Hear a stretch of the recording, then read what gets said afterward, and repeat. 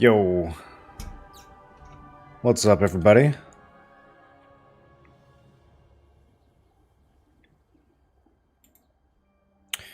How are we doing? Hold on, let me fix this real quick.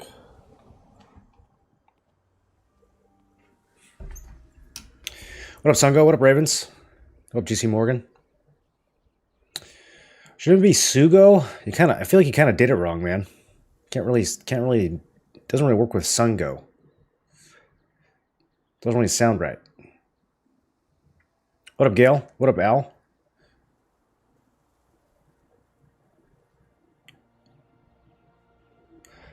I've been getting a lot of fun comments on the Lucent guide, so I made another short video showing all my sales for this week. Just posted that. Should be fun. Should be fun. We'll see how people react. I think we can probably guess. Doing great. Been playing Dragon Crown Pro PS3 era game. Were there a lot of good PS3 games? I'm trying to figure out what I played from the PS3 era. I don't think I ever owned a PS3. I had a PS2 and a PS4. Yeah, I don't think I ever had a PS3. Let's see what the new funny comments will be on the new vid. It's going to be a lot of people being like, see, I knew he was getting fed gear from his guild the whole time. Self-report. We'll ignore the rest of it. Okay, we've got... Man, this thing is just always wrong. I really hope they patch it soon. We've got an hour and a half, though. Let's go do some stuff. Let us go do some things. I got a lot of tokens I need to burn today. Got a new vid. Just shorts. I've been posting shorts every day. But today's was particularly spicy.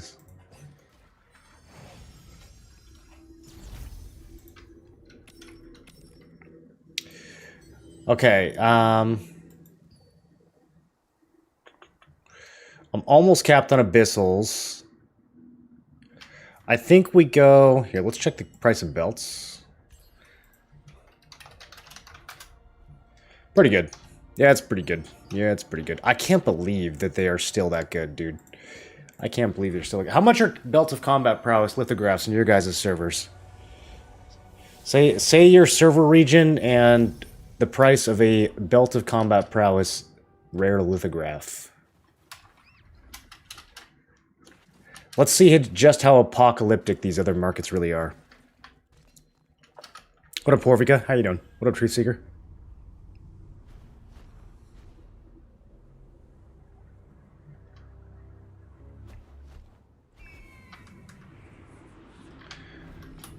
Also, I want to test something real quick. So, I'm at 270 tokens right now. Okay, so that spent exactly 10.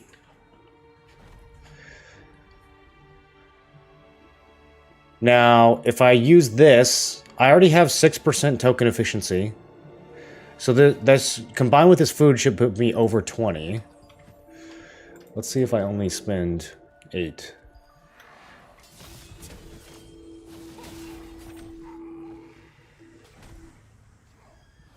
Wait, which one did I just eat? Okay, yeah. It spent 9. It still spent 9. And then 10. I wonder if they don't stack. And then 9. Does it show up here? Yeah, 21.1% token efficiency. Kind of feels like it doesn't work. Unless...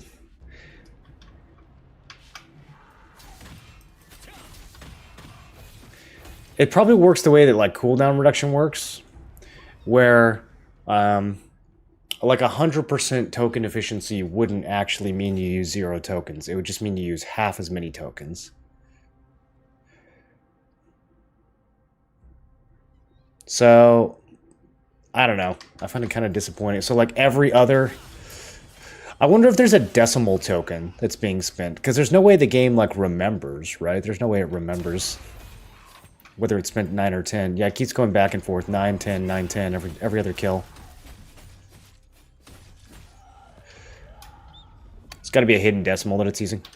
Alright, let's go downstairs. 65 in Europe. In the East, launch 77. EU Wraith 50. Damn, it's under 50? Okay, your guys' market sucks. Amos 89. Yeah, Amos is on the same market as us. You see what I mean, though? Even on the worst EU server, it's still worth more than half of what it is over here.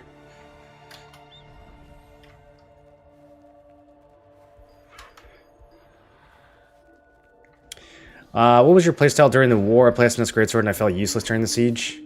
Yeah, Asnus Greatsword kind of is useless in siege. Unless you have a Tevant Greatsword, then it's kind of fun. But, I mean, any Greatsword build. Greatsword's just not an AoE. You know, it's just not an AoE weapon. So, your role is to, like, shut down crossbow bombers, or to just run in the beginning of the push and soak damage. Get people to target you instead of your targeting your DPS. You're kind of just supposed to be, like, up in their face, distracting them.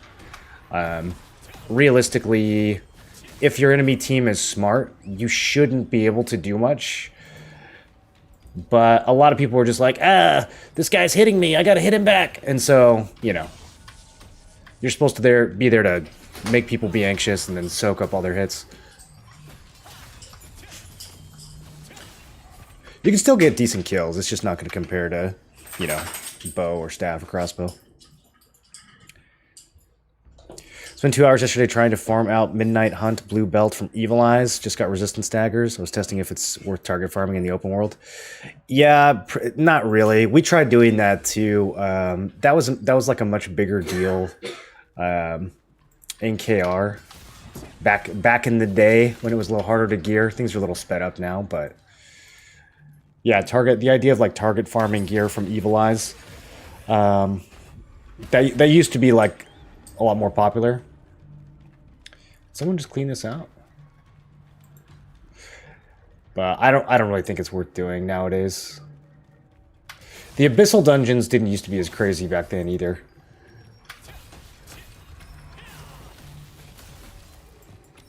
Not doing open world farming ever again. Tried before, also no luck. Yeah, the only real way to do open world farming, I think, is to go to a level 50 zone and just kill everything. And what you're really farming for is contracts. Like, you're hoping that those green contracts drop. I think that's the best thing you can farm in the open world. Every once in a while, you'll see a blue item, and that's nice and everything, but I don't really feel like you can target it. I think the best thing you're going to get is those contracts, and then, you know, maybe a couple blues along the way.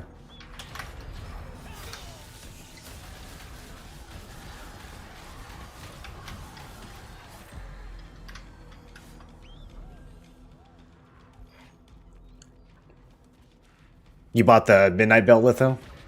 Yeah, I mean, it's the same thing like with the Mitrin Spirit Leaf Collar. You know, a lot of us were farming boars for that early game. But, given the numbers of boars that people have to kill, I suspect that it's like a literal 1 in 1,000 chance. So, I mean, most people who actually got the neck were farming for like 8+ hours. Think about how many boars that is, dude. Like, how many boars are you killing in 1 hour? Times 8.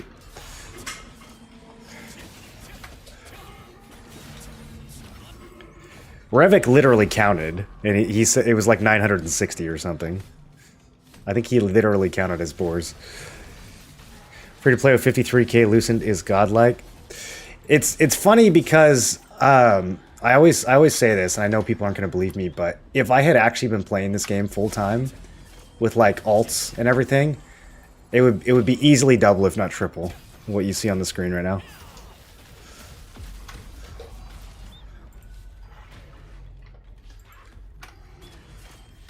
What are we farming for in Silivith? There's really only one item of value down here, and it's called the Belt of Combat Prowess. It only drops off the wizards, but we're going to kill everything because when we kill the monks and the assassins, they have a chance to spawn as wizards next cycle. So we just kill everything.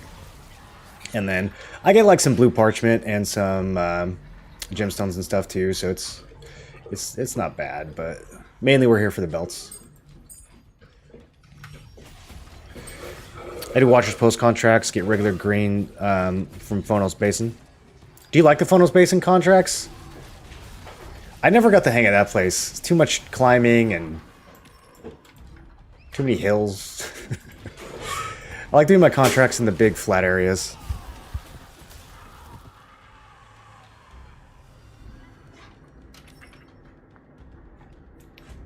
It's better to wait for my weapon to drop or to craft it, in my case, Karnix bow. It all depends on how patient you are. I mean, it's definitely better to get it for free than to spend all your shards, right? But if you've been farming for 2 weeks and you haven't gotten it yet and you don't want to wait any longer, then maybe it's time to just make it. Tried farming boars. After 30 minutes, I TP'd back to town and bought and crafted the litho. Well, the blue litho wasn't there at first. You know, they added the blue lithos, what, a few weeks into the game? They weren't there on launch, so... yeah, that... there was only one option for a little while.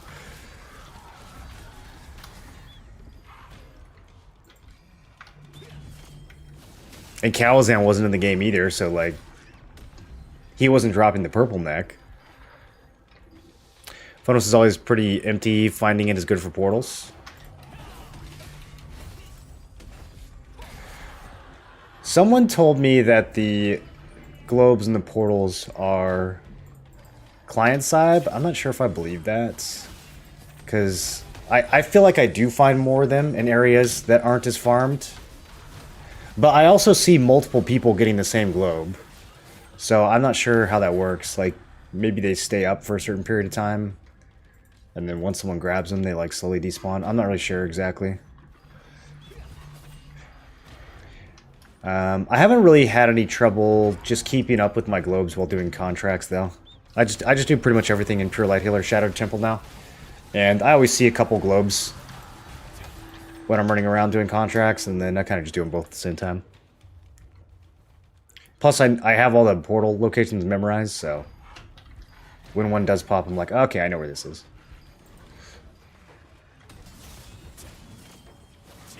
Explain what you're doing right now and why. Yeah, we're farming a blue belt because it's one of the only blue items in the game that's still valuable. And not a lot of people are farming it because it's in a level 30 dungeon that, you know, people just don't want to farm level 30 dungeon. So we're down here farming it, just making some Lucent. I don't really need the Lucent, but someday we will. Someday I'm going to need it. Hey, there's one.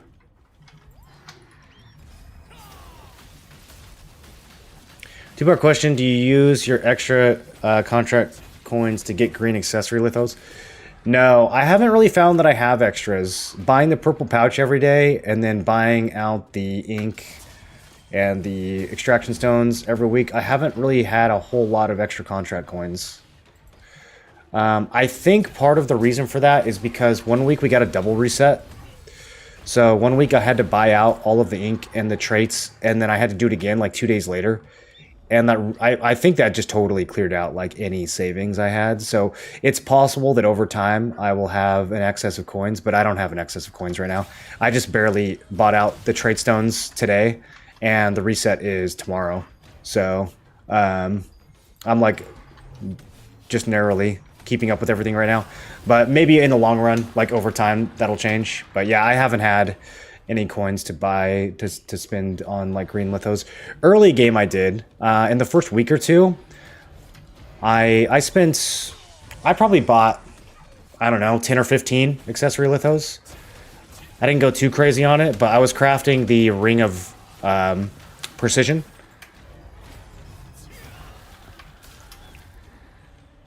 And those great successes were selling for like 200 Lucent each, so that was nice. I probably made like 1,000 or so off of that. But And then the traits were selling really well too. So it was good money in the first week or two, but I haven't done that in a while.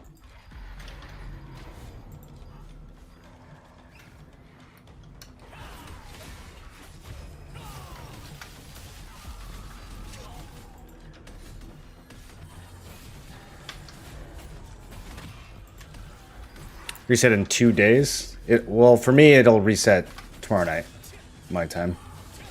Tomorrow later in the evening. How much Lucent do I think I've made on belts? On these belts, total? At least a couple thousands.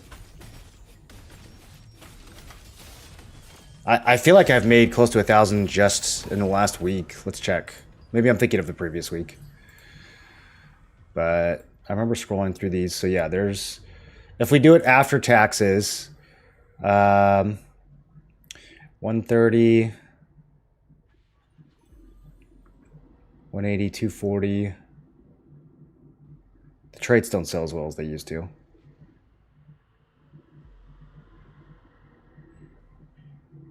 Yeah, okay, here's a bunch of them. So that's, what did I say, 240? So we're at like 290. And then these were all traits. So I litho the ones with bad traits and I sell the ones with good traits. So I got a bunch with bad traits in a row.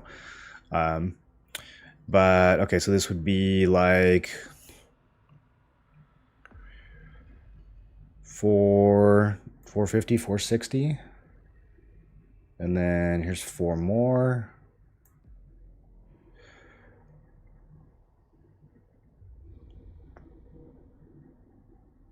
Like 760.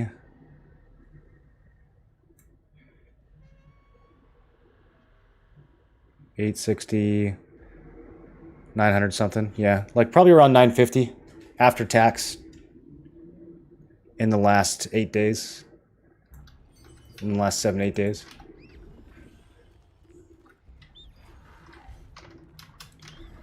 I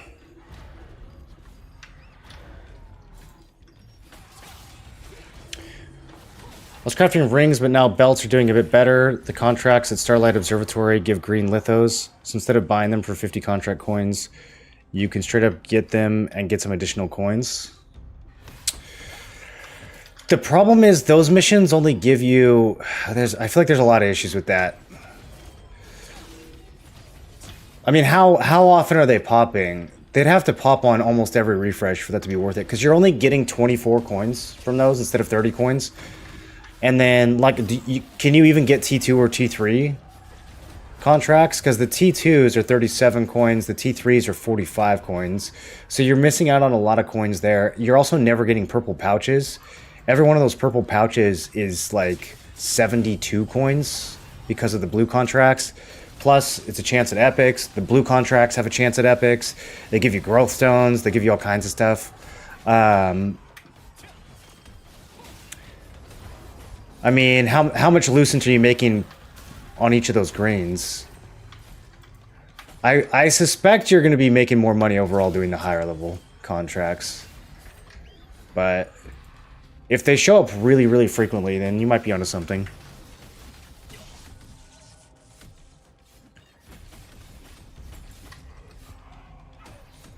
Just killing these gives the belts sometimes and it costs tokens? It does cost tokens, yeah, but it's not as many tokens as the higher level dungeons. The only mobs that will drop it are the wizards, though. These guys right here. The other mobs we're just killing to get them out of the way so that they have a chance of respawning as wizards.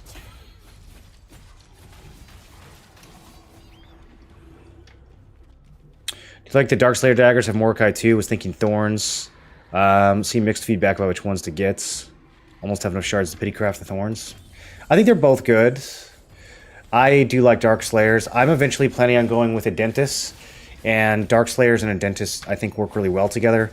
It is kind of a lower hit build, but the extra max health helps with the Dentist. And then just having more health, I think, in general, is really, really valuable right now. You know, health is kind of the only defensive stat that works against everything. So on the rest of our build, it's like, oh, I've got to pick melee or range or magic. Health gives you defense, you know, not defense necessarily, but it gives you survivability against every damage type. And I find that really valuable. Plus, you get the added skill damage boost and hit for having more health. So yeah, I think Dark Slayers are a really good option for us. Lekwarus daggers are really good too, though, if you care more about hits, especially if you're pairing it with a Morokai. Like, you could probably make a 60 perception builds with Lekwarus daggers. If you're not going 60 perception, I think it's going to be harder to get enough value out of them. The passive is nice. The base damage when you when you Shadow Strike is nice, but it's also kind of buggy and doesn't work half the time. So if it was more reliable, I think I would value it more. But because of how unreliable it is, and because of the fact that like the perception is really only more valuable than the strength if you can get to 60 perception with it.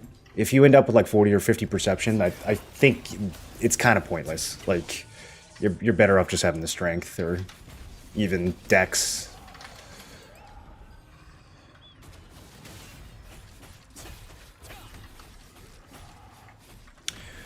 What exactly gives you gear score in this game? Traits, masteries? Yeah, all of it. Your skill masteries will give you 20 combat power per level. The level of your gear, your skill levels, your traits on your gear, all of that will contribute to your combat power.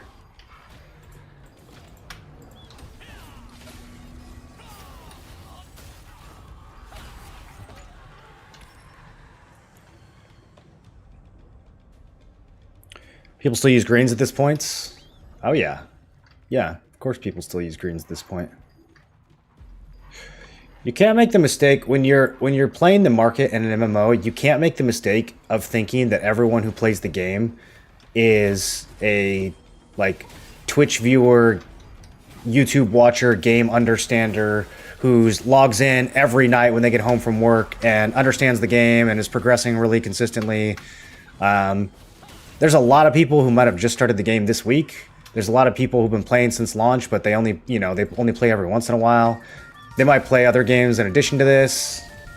They might never ever consume any content around the game, and they might have no idea how to gear up or what items are good. There's always a huge portion of the population in MMOs that is going to be playing it radically different or slower than you.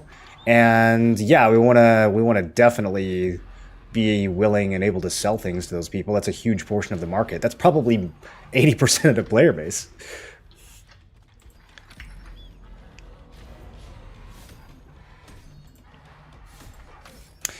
Tent, welcome back for 18. You like that dragon? How you doing, man?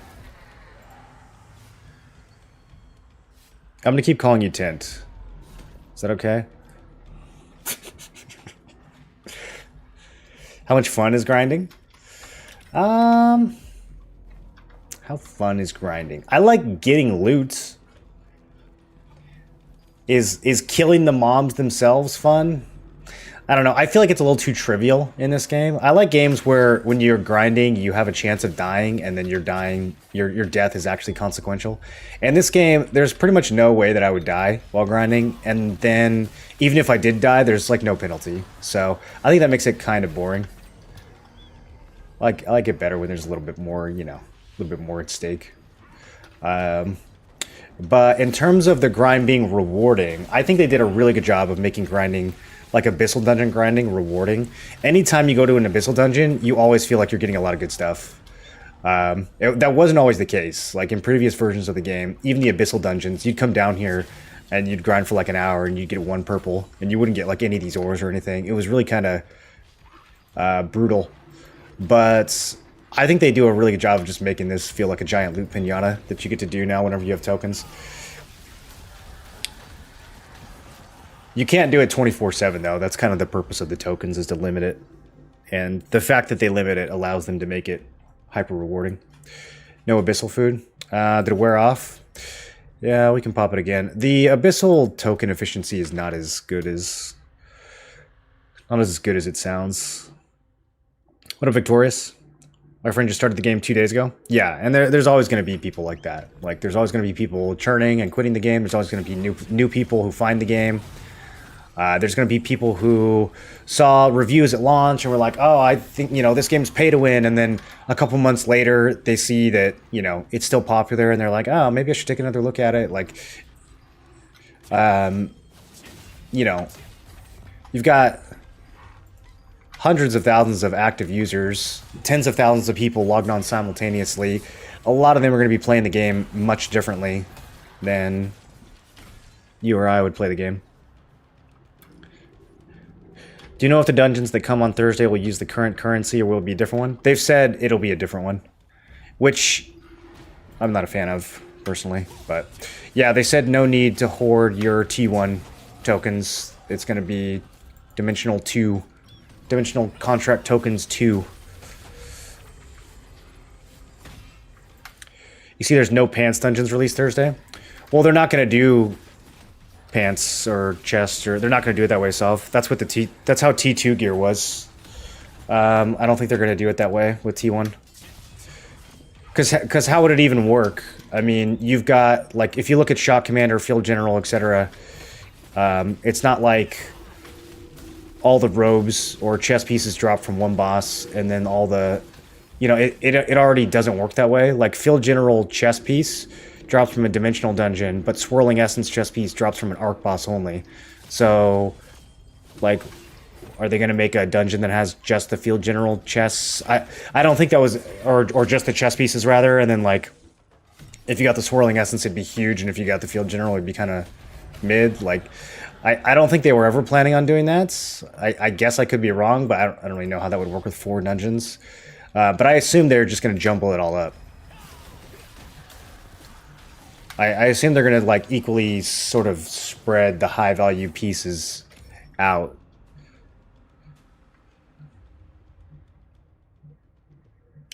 What is the Dangian? Is it worth spending time there? Is it worth spending time where I am currently spending time? Well, it'd be crazy if I told you no. Wouldn't it? What if I was like, nah, dude, this place sucks. Don't come here. Would you believe me? There's nothing good in this dungeon. Are you grinding Belt of Combat Prowess? Yeah. Hardcore. Yeah, Hardcore WoW is a great example. I love leveling in Hardcore WoW. Except for when I die 3 times in 1 week, and then I don't want to do, I don't want to do Westfall a 4th time, so then I stop playing. But, yeah, there's other games where, like, when you die, you don't lose your whole character. That's probably a more happy medium. There's got to be some consequences, though. Games that don't punish you at all when you die, it's like, I don't know, it totally robs death of, like, having any impact. Your friend decided to play Greatsword Dagger? It's not too late. He just started, right? Tell him to switch to SNS. It's not too late!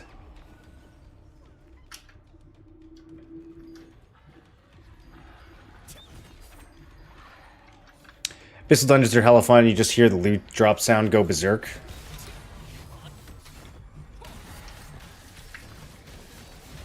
Especially when you can get like a whole rotation just to your group.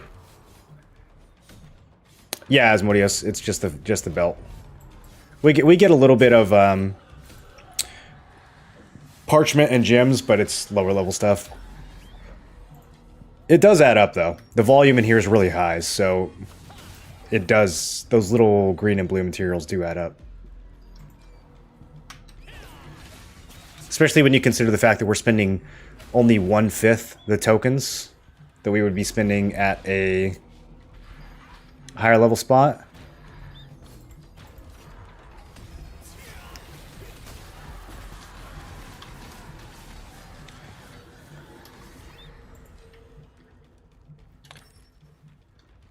Because in that sense, in terms of token efficiency, every one of those greens that can drop, you can almost see them as like, it's 1/5 the cost to get that, and so 5 of those turn into a blue. So, in terms of token efficiency, like it's not that bad. We're getting 5 times as many, which means we're basically getting the token equivalent of a blue drop.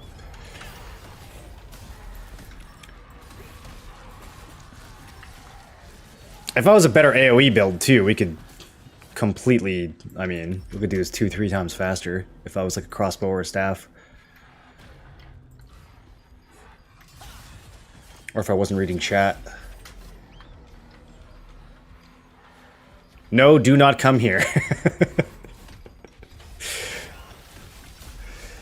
This is the worst Angian. Where's the Fury I'm planning to transfer? We want them to merge servers, dude. I was really hoping they would announce server merges after Siege. But probably they want to get T2s out first. Or 2 stars. People are getting mad at me for calling them T2s. It's too confusing. I don't know.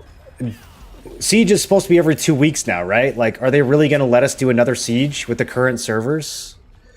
I personally think that's bonkers. I feel like they should merge next week at the latest. But who knows? Maybe there will be another Chernobog Siege with this lineup. And it will be even more depressing than the first one. Maybe not. Maybe all of these, you know. Maybe all these guilds that refuse to work together will finally be like, hey, getting farmed for 45 minutes and never even getting remotely close to the throne room wasn't that fun. Maybe we should team up this time. Probably not. They probably won't do that, but I guess there's a chance. Do you also sell all the green gear you get from this dungeon? No, the green gear doesn't really sell. The only thing that was selling is there were some green pieces. There were some green chest pieces that had max health every once in a while. Most of them don't. Most of them are this guy, which only drops some mana. But this one can have max health. And so that would still sell for 10. I don't think it still does, though. I think pretty much all the other greens in here don't sell. So instead what we do is we trait them all together. So I use these hoods to max out. And then once the item is full, we dissolve it. And by doing it this way, I get a bunch of extra magic powder. So see, it's 90 magic powder. If we just did it by itself, it's only 10 magic powder. So the more of these that we can trait into a single item, the bigger the benefit's going to be. So I try to fill up all the greens, and then I just dissolve them. It's the best, really the best option. Once you've filled up your litho book and everything else. Weapon is a good third for bow staff, besides dagger, wand.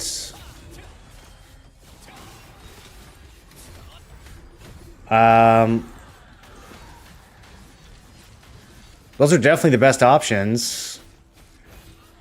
I mean, you wouldn't really pair an SNS, a greatsword, or a crossbow with bow or staff. But you could. You could make that work. You could do... I mean, there's a lot of people that are doing staff greatsword. I don't think it's as bad as people make it out to be.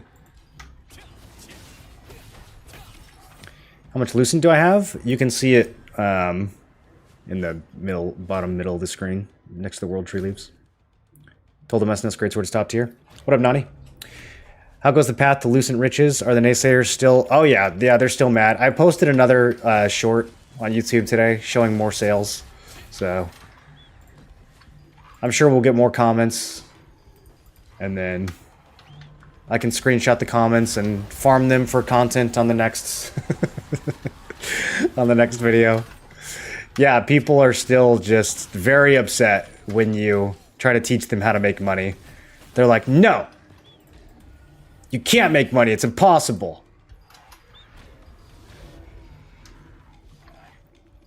Don't tell me how to not be broke. I can't do it. No one can do it. You're cheating. You have to be cheating and lying. It's the only explanation.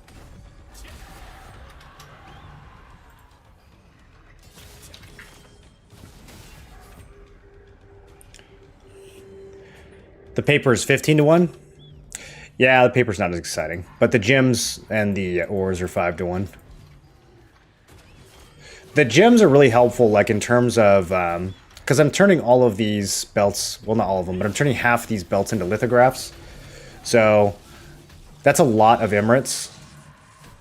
Most of my lithographs are accessory lithographs, so I'm like always out of Emirates. And so looting these green ones is nice because every 5 is a blue, and then every 5 blues is a litho. So like it doesn't take that long to get 25 green Emirates down here.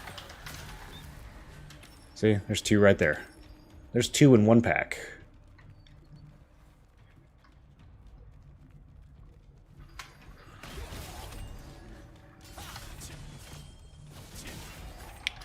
I'm kind of curious to like actually count everything up.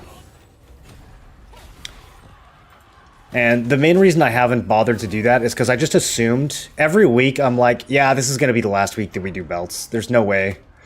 There's no way this is still going to be good next week. And I've said that to myself for like the last 4 weeks in a row. And then every time they're still good. And so I'm like, oh, well, I guess we'll go get some more belts. But if I had known I was going to spend this much time down here, I would have actually like tracked all the drops and compared it to a level 50 Abyssal.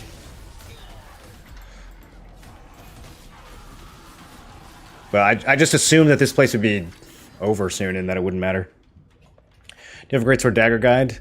Not really. I have a build that you can look at with exclamation build, but I don't have like a video guide or anything like that. I recommend that you check out Revik, R-E-V-I-K. You can find his guide on YouTube pretty easily. It's got lots of views. And that will tell you everything you need to know to get started on Greatsword Dagger. What do you do with all the prayer vestments and other greens? Just melt them down? Yeah, I trait them all together and I just dissolve them. Very important to trait them together first, though. You don't want to dissolve them one by one. You want to trait them into each other and then dissolve them when they're full.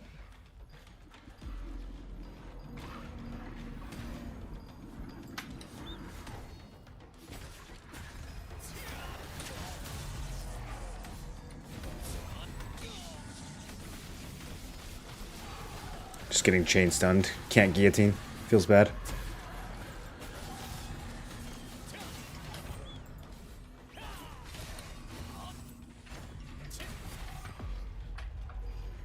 You're in this dungeon to show us how bad it is? That's correct. Yeah. Yeah, I wanted to show everyone how bad this dungeon is.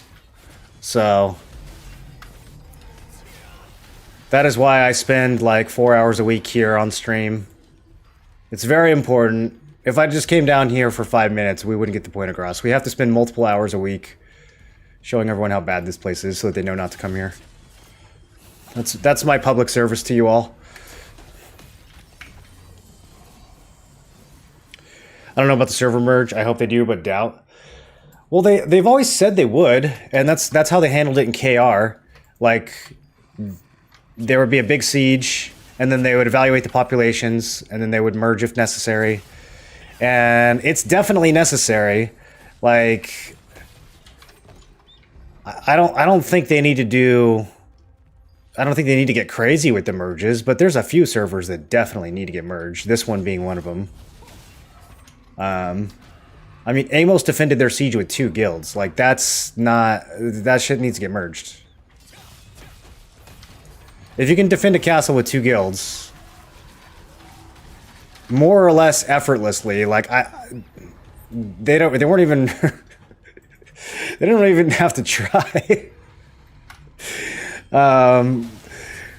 Like, that's kind of bad for the economy, having a guild that can just get free castles with no competition. Even though it's our guild, like, you know, I mean, don't get me wrong, like, good for the boys. Free money, free AFK money, but probably not the best thing for the game. So I definitely think they should merge, but maybe it's too soon still.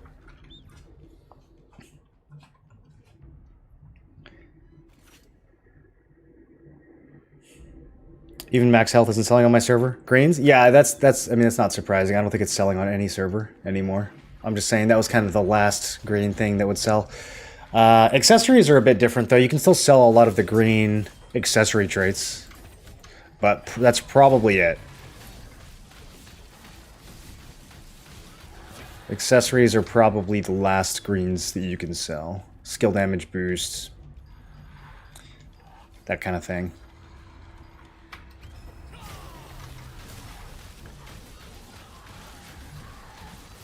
Why do you want the extra magic powder? There's a few different things you craft with it. Do you need it for lithoing? I don't know if you need it for lithoing. You need it for a bunch of random stuff. You definitely need it to make growth stones, which is not a huge deal right now, but in the future, magic powder will be a major bottleneck for getting growth stones. Once we have plus 12 gear. That is pretty far in the future, but the only other thing that I could be doing with this gear would be to like vendor it for Solent, and that's there's just not enough value to do that. So yeah, we dissolve it for magic powder.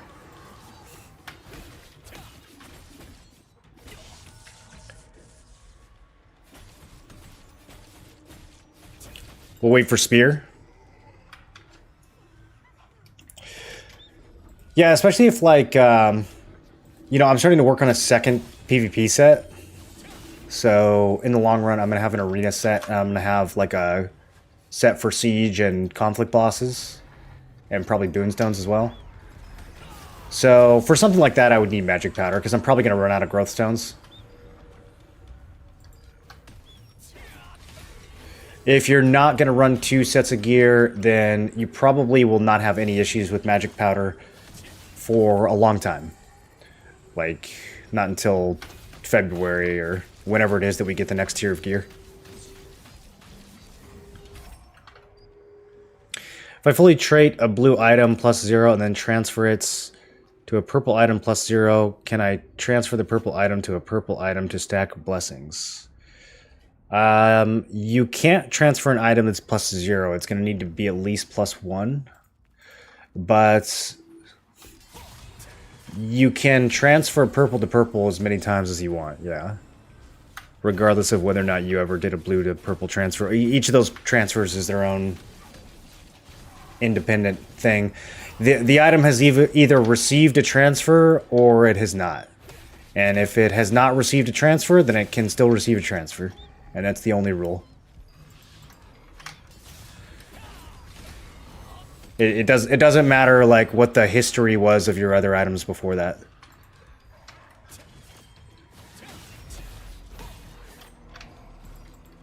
Unless you max it out.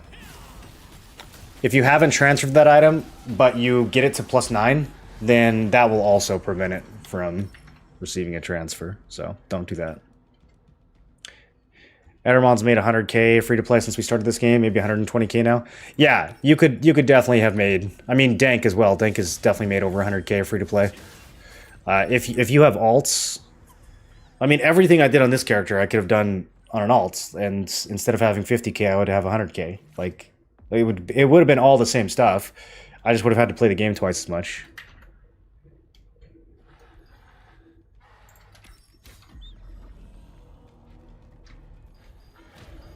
Make a US West alt for belts is 3x the East prices. Wait, what do the belts cost on West right now? I thought we had better prices than West. I did make a West alt, I just haven't leveled him yet. What server are you guys on, Sov? How much is the litho worth right now? Like 80 to 90 before tax. Why does the combat feel so jarring in this game? I don't know. I think that's the biggest question mark that a lot of us have. Like, how come the combat isn't at least as smooth as 2004 WoW? It's gotta get to a point where it's at least as smooth as a game that came out 20 years ago. You know? Like, I feel like NCSoft has the money to make that happen. So, for what it's worth, it feels a lot better than it used to. It has already improved tremendously. I'm averaging 2,500 to 3K per last 100 sales, but I never did the belt farm and no big drops world boss. Well, yeah, I mean, none of mine have been from big drops from world bosses either. That's never anything that I've factored into my numbers. The belts, I don't know. The belts have probably been 15% of my income, if I had to guess. I mean, it's been substantial, but it hasn't. It's not like make or break.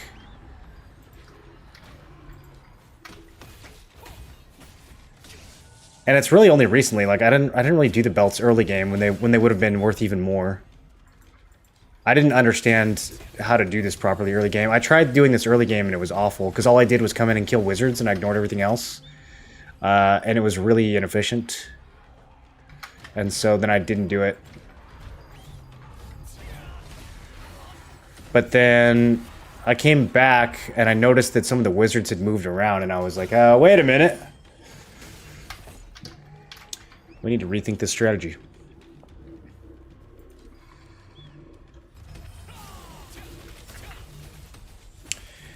How should Bow Wand PvP farm this place? I'm not sure what you mean by that. How should Bow Wand PvP farm this place?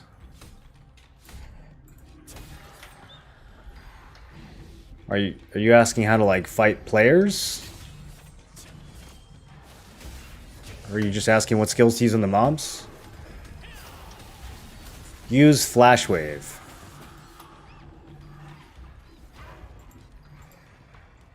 Wand has AoE that's good enough to kill level 30 mobs.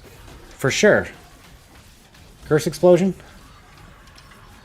A lot of shitty AoEs that I would normally not use, like Ice Tornado, work perfectly fine against level 30 mobs.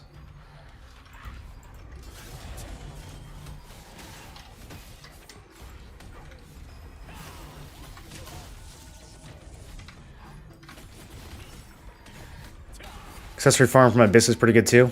Yeah, the rings off the Steel Claws, the Abominations, I think that's pretty solid. I did a little bit of that.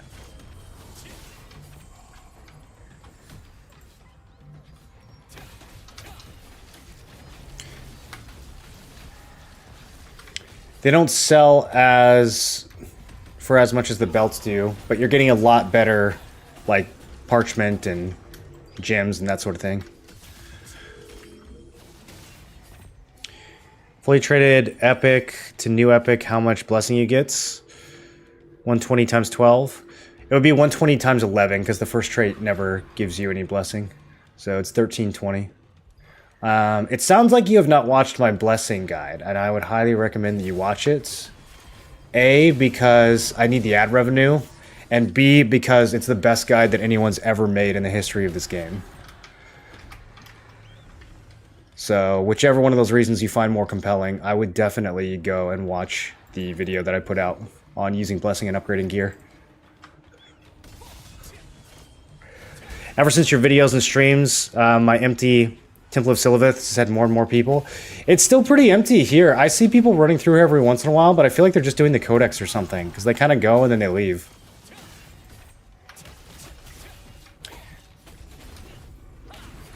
I try not to do this on stream too much, if I'm being honest. But I had a lot of tokens right now. I was almost max tokens. I needed to spend them. And this is a like pretty chill reading chat activity. You farming a specific item here? Yeah, we're farming the Belt of Combat Prowess. When are the runs coming? What does that mean? I ran a 20-man squad during Siege, and we went for kills. It was a ton of fun. We killed 450 people.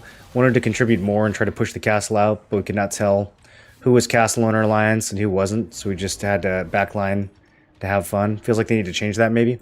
Well, they changed it against you, Tent. So people were teaming up against the castle owners. You'd have like 16 guilds versus 4 guilds for Siege.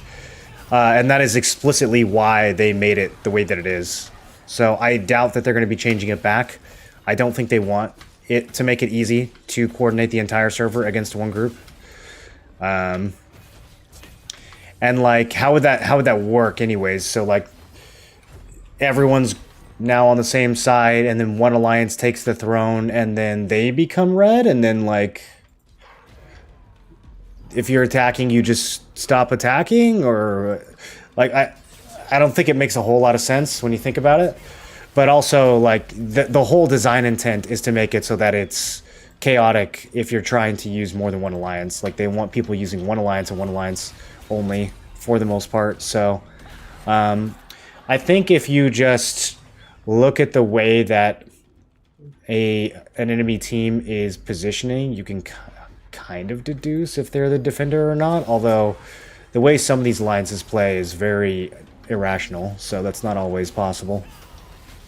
They definitely do not care about the objectives in many cases. They just run around trying to get as many kills as they can on whatever the closest red dot on their screen is. And so when you've got players behaving like that, yeah, it's pretty much impossible to tell who they're with.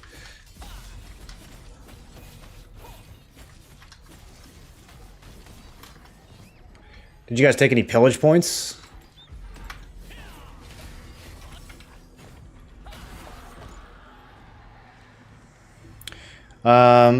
What do you think about the guide class? Expo Greatsword, is it worth investing in it? Yeah, I think you can pretty much combine anything with Greatsword. Greatsword's in a really good spot.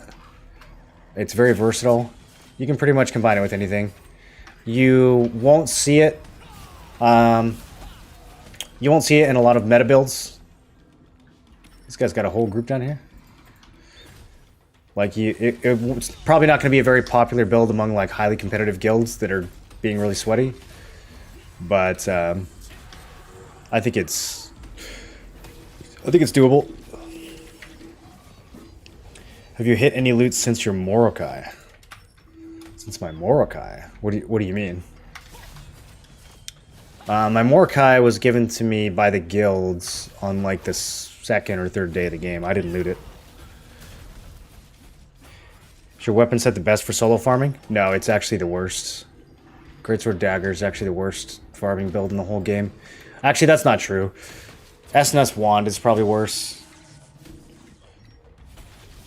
But this build sucks at farming. You don't really solo farm in this game. So, this is kind of the only time I'm ever going to solo farm.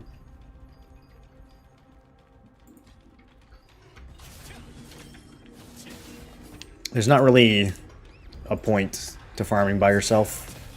Usually you just join a group and kill a gazillion mobs, and it's a lot more efficient. What happens when you die in a conflict zone once level 50? Doesn't matter. No, you just have either a 10 or a 30-second timeout, depending on your recent deaths. If you have a 30-second timeout, you can pay Solent. You can pay like 18k Solent, and it goes back down to 10 seconds again. Or you can just wait 30 seconds. It's pretty unpunishing. I wish that they would make it more punishing, personally. Do mobs drop more / better loot at nighttime? They don't, but I highly encourage you guys to spread the misinformation that they do. A, because it's funny and plausible, and B, because then we'll get more action in the dungeons at night. So, yeah. If anyone asks you, tell them, oh yeah, totally. More loot at night, for sure. Obviously. Obviously there's more loot at night. Why wouldn't there be? It's night. Duh. Go farm at night. Smile. Need help? Smile. The cloaks / necks in Shadow Crypt aren't bad either. If you have tokens to burn through, it's quicker. The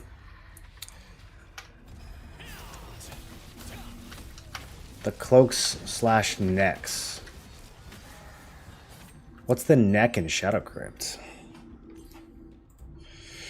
Yeah, these, the cape is nice, but I mean, you can't really litho it anymore. So you're really just gambling that you get one of these traits. The nice thing about the belt is that every belt is worth money.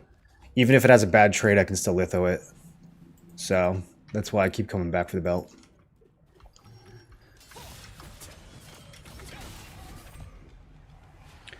Wish we could see your tokens. What, like my dimensional tokens and stuff? I guess I could put them down here with everything else.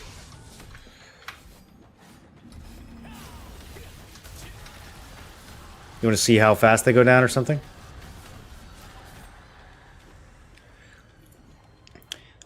Is it not busy for Moro because everyone transferred off Cherno?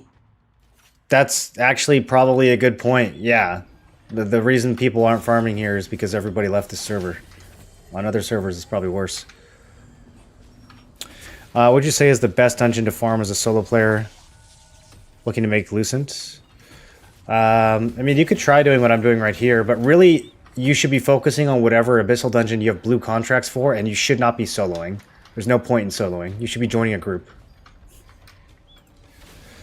So, every week, you're going to buy a bunch of blue contracts from the Sundries merchant, and then every day, you should be buying your precious pouch from the contract merchant, and that'll also have blue contracts. And so you should be going to all 4 of the level 50 Abyssals. You should be going to Crypt, you should be going to Sanctum, you should be going to Sardoma, you should be going to Silius, and you should be running these blue contracts until you are out of them. And that is how you should be spending your tokens.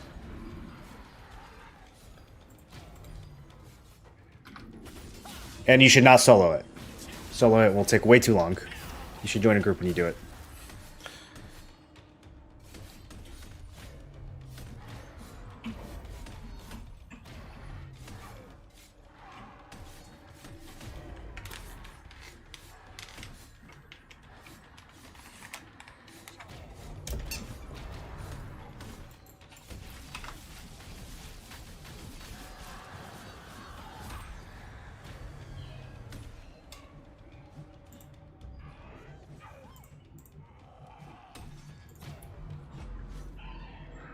Never made it into the castle to see the pillage points.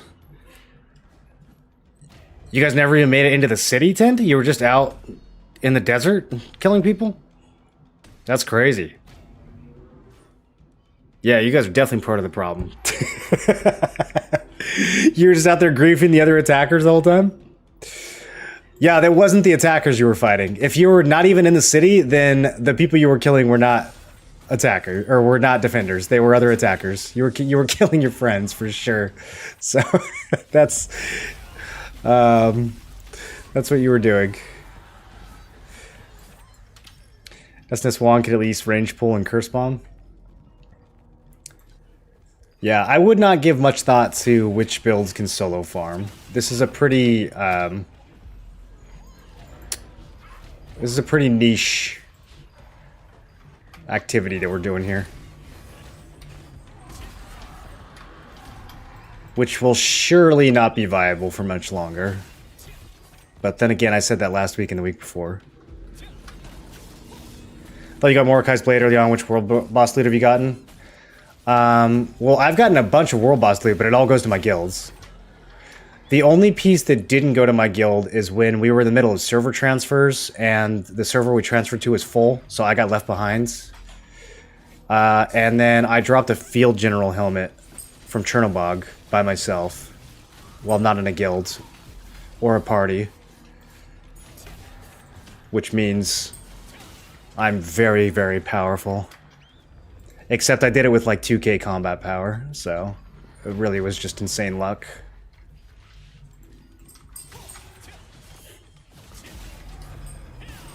But yeah, all my other drops have gone to the guild. I've gotten a bunch of purple drops, though, from field bosses. Many, many purple drops. Probably get, like, 1 or 2 every week.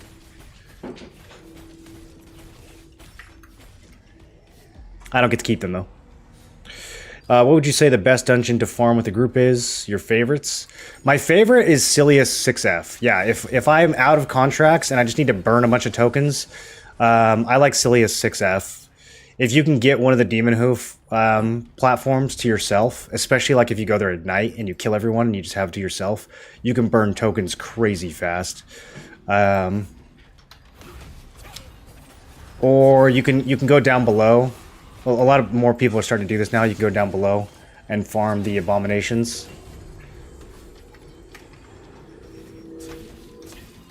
Next to that, probably Saradoma is the best option. The problem with Crypt is you only spend 25 tokens instead of 30 there. And so I assume that the drop rates are about half as what they are in the other dungeons. I have not tested that. That's just my assumption based on the fact you spend half as many tokens. And then Sanctum is just annoying. It's too small. You can only get in there when it's raining. It can be nice when, like, the rain stops and the door closes and not as many people are in there.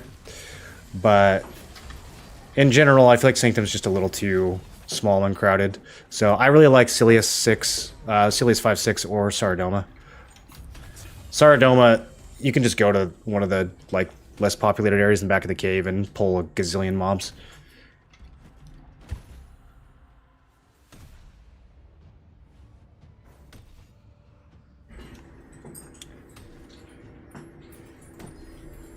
Gotta clean out the inventory, boys.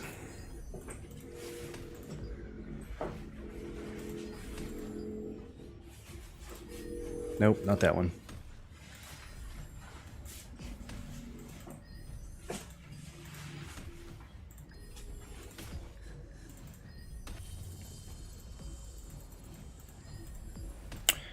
Bro, I called a timeout and they're still hitting me.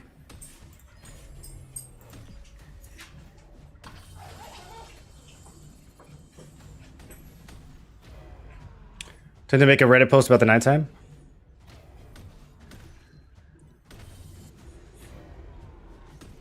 The answer about dying in conflict zones past 50, I missed it. There's never any penalty for dying in this game. Dying in this game is very unforgiving.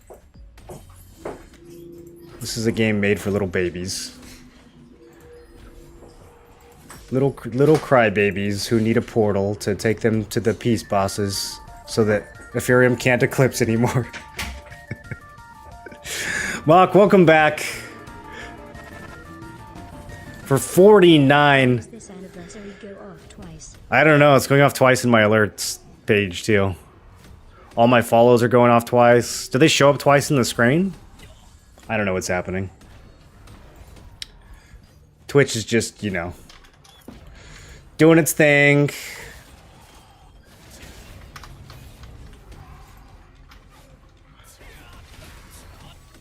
What happened to MMO? Work as a consultant? They're still around. They have a very, very small team. So they don't have, like, you know, a marketing budget or anything like that. But they're still around. They actually just went through... It's kind of... well, it's not kind of. It's very messed up. The payment processor that they were using, Digital River, just like scammed them on all their money for the past several months. So that's not good because I mean it's already like, you know, a single digit person team that is trying to keep the doors open. So yeah, getting scammed by your payment processor is pretty crazy.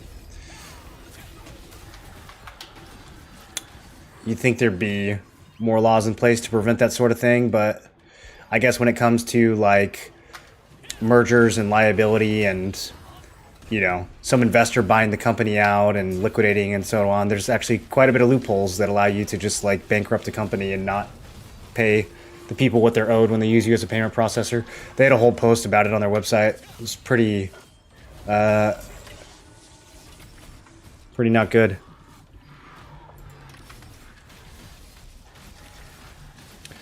About worth 50 on Japan, Sag.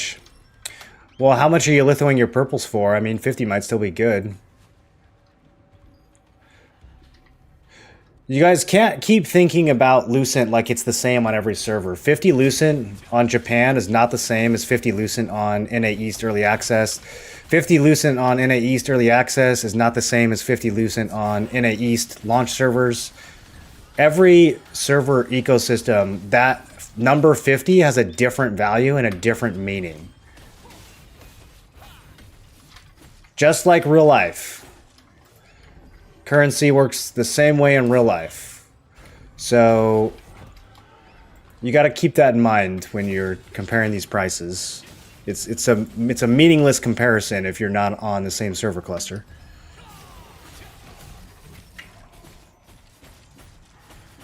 many bags do I open at a time? No more than 10. I'm super tinfoil on those bags, dude. I think the more bags you open at once, the worse loot you get. That's my theory. I think something's missing there. Something's wrong there with their bag code. Any truers? What do you guys think? How much do I value the ink? Well, I value it based off whatever Belt of Combat Prowess sells for. So, right now that is about 70 to 80 Lucent per 5, which means I would litho a purple for 350 to 400, but honestly, I've lithoed a bunch of purples for like as low as 250. It kind of depends on how much ink you have. If I had time to come down here and farm 10 belts every day, I wouldn't even really need to be every day, but even if I had time to come here and farm like 20 belts a week, then I would probably never litho anything except for belts. I probably wouldn't even bother lithoing purples because I wouldn't have any that were expensive enough. But I don't have time to get that many belts, so I end up lithoing some purples for like 250 to 300, even though that's a worse ratio from what I would get from the belts. Some lithos are still better. Some of like the dimensional drops, Shadow Harvester grips, Field General Plate, some of those probably still litho for 400.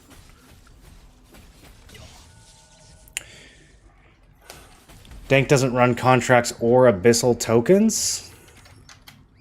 What do you mean he doesn't run contracts? Wait, what are you talking? It doesn't run contracts for, what does that even mean?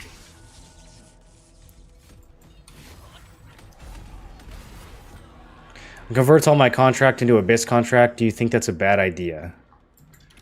I convert all my contract into Abyss contract. Do you think that's a bad idea? Like the green ones that you loot?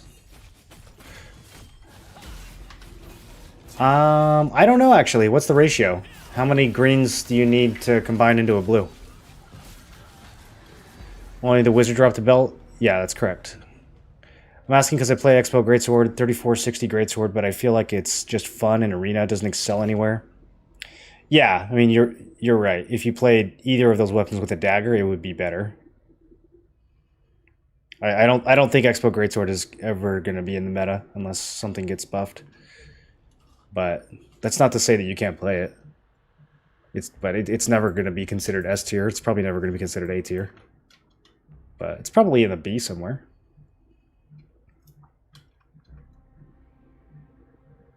I helped you guys during Siege. Everyone helped us during the Siege, Grixis. I don't think a single enemy guild was working together. I'm pretty sure they were all killing each other the whole time. How have you made so much Solent? Are you selling Marins? No. I sell all my Marins for Lucent. Selling Marins for Solent when you have 100 million Solent would be a real... that would be a heck of a move. No. The reason I have so much Solent is because I just got 76 million from the Siege. And then before that, the reason I had so much is because I always run Solent food when I'm doing level 50 Abyssals. I don't run it down here, although it's possible that I should. I haven't actually paid attention to how much money I make down here, but it might be worth running the Solent food. But usually I just run the token efficiency food down here, and then when I'm doing any of the level 50 Abyssals, I always run the bonus Solent food. And that's it. That's all you have to do to make a ton of money. To make a ton of Solent very easily. Any idea when runes are coming? No. No. Probably not super soon. But they might come before T2 gear. Like kind of a dumbed down version of runes. They've kind of hinted at that. Do you think it's worth to spend 5 to 6k Lucent now and switch to Talus Staff? I'm using Tubelik now, Staff Dagger. I don't know how to value 5 to 6k Lucent for you. Talus is definitely the better option. Whether it's better enough to be worth 5k is totally you and your playstyle and how much 5K means to you and how much you care about scenarios where that's, you know, saving you. Are you dissolving all your greens? Yeah. The blue contracts for Abyssal? What do you mean he doesn't run those, Tompton? That doesn't make any sense. Why would you not run them? Wait, that sounds like he's trolling you.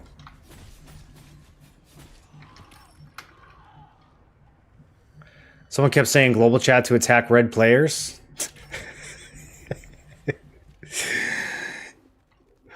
Dude, I genuinely hope that someone was taking their siege shot calls from global chat. I sincerely and genuinely hope that there were people that were reading that message that would be like, oh, the red ones? Oh, okay, okay. Yeah, the red ones. Guys, global chat says to hit the red ones.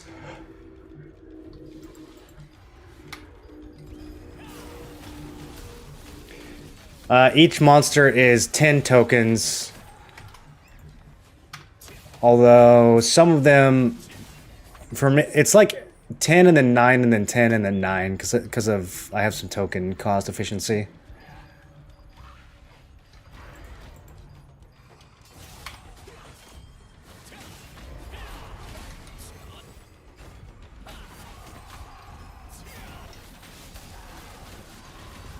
I don't know why he doesn't run them. Last time he showed he had 60 plus of each. Are you sure that wasn't like on his alt or something? 60 of each is so much money, dude. He was running Sorrow Chests, alt dungeons, and then AOC started, and he says he doesn't have time.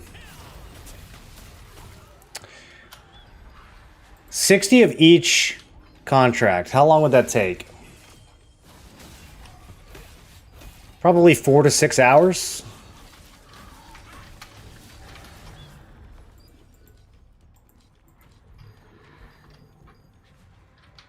If you let them pile up like that, it's going to be really hard, but I mean, if you just do like 10 of those contracts a day, then you're good to go. It only takes like 20-30 minutes to knock out 10 of them if you know where to go. You should be running about 40 a week, so I mean, you don't even have to do 10 a day every day.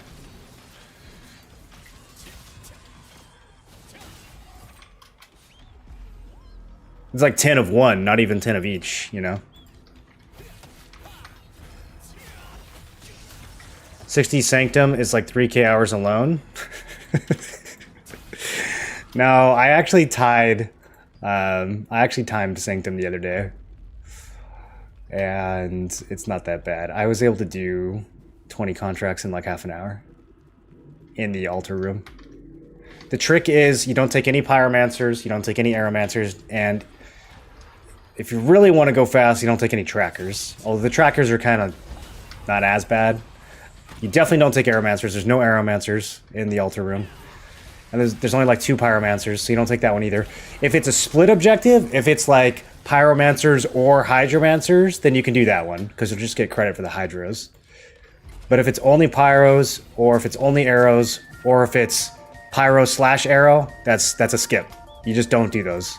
And then zoom, very fast. You'll be done in no time. 82 years of 5,000 Lucent per week. Wow, that's crazy. Tomorrow out. 82 years? Welcome back for 82 years, Bolt. It's crazy that we've been making 5,000 Lucent a week since 2016.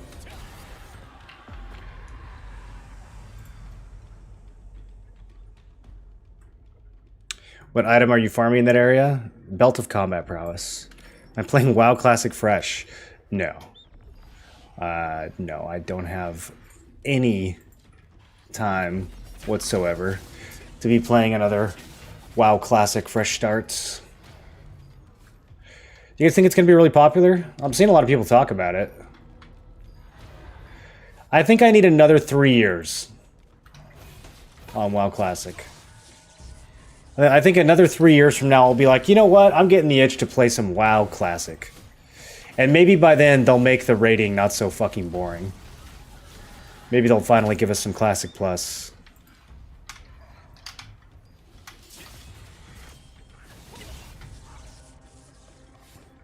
Classic 2027.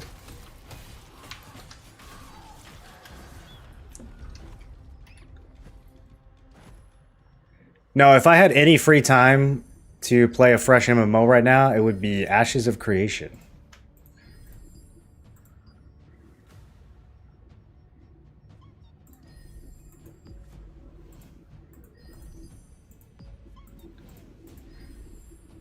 Or I would finish my Melee Shadow of the Erdtree playthrough. Do you guys remember that? Never finished it.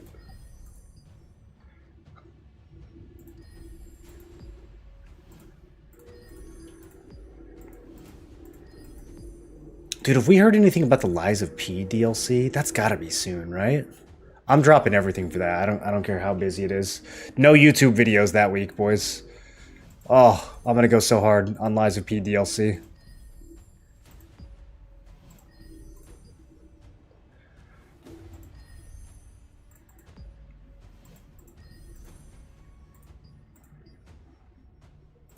It's a lot of t-shirts.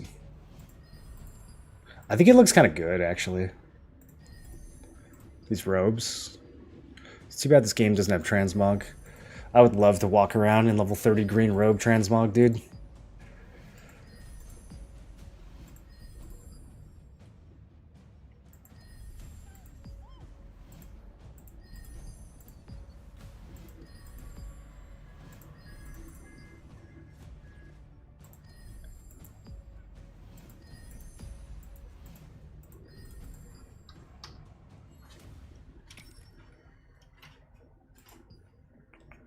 Okay, we got events in 20 minutes.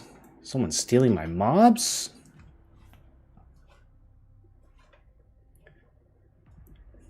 How am I making 5,000 per week? Boy, do I have the YouTube video for you. DS3 remaster rumored to be in the works. Did they ever remaster too? Or are they just going to skip it? They remastered Dark Souls and Demon Souls. They're just gonna go straight to Dark Souls 3?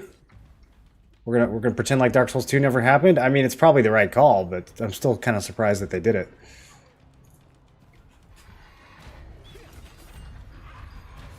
Is this my alt? No, I don't have any alts. Well, that's not true. I have an alt, but he's level 1. I got him through the tutorial. And I collected some ornate coins from the mail, and that's about all I've done. He's got a lot of work still.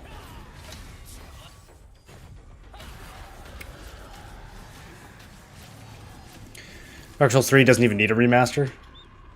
Yeah, I feel like Dark Souls 3 was not that long ago. Are we just remastering games that are like 5 years old now? When was Dark Souls 3? 7 years? 7 years old? Maybe 8.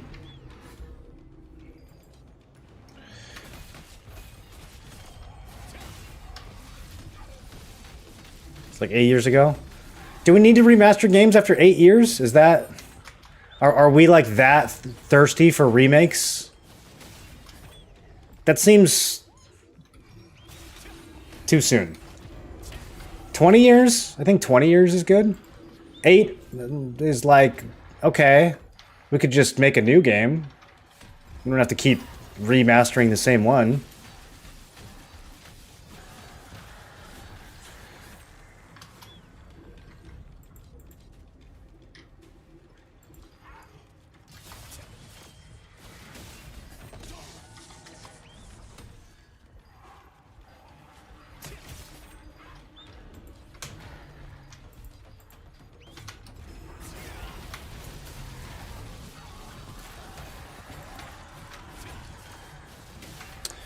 Alright, I think I am templed out. Spent like 9k coins. Well, no, I spent 8k coins. Let's see how many belts we got. Let us see the spoils. That was about, what? When did I start? 45 minutes ago? Hour ago?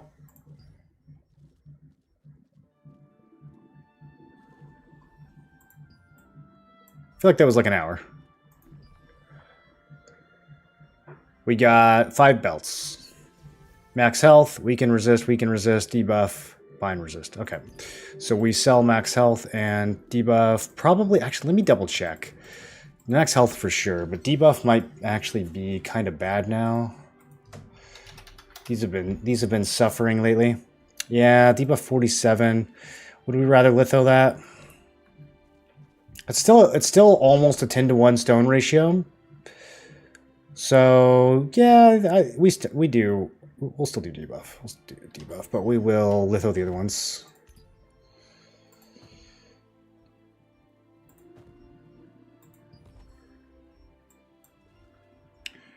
Look at this garbage Clasp of the Conqueror that I got.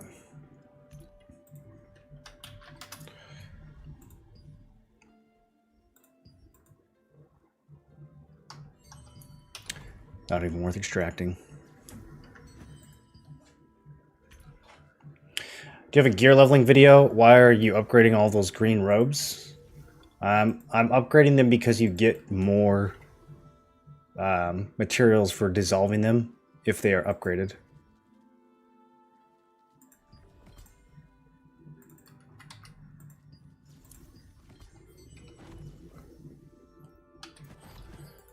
So it's a bit tedious, but once we finish, so I'm looking at the dots here to see which ones I've done and which ones I haven't. And so we look for one that's got a green dot and an open dot, and then we fill that in with the other pieces. And then once they're all filled in, let's see, I did the helmets, I did these.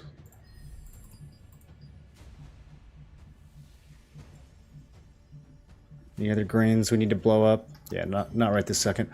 So now we go through and we dissolve everything. And if I wanted to be really picky here, I would wait until these were all maxed out. But I don't care that much. So we're just gonna nuke them all.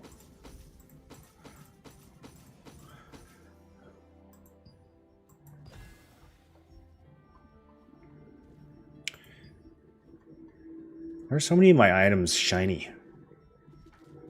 Making it hard to see. Okay, so now I'm going to be bottlenecked on Emirates. So let's see how many we can combine. I can craft 13. Okay.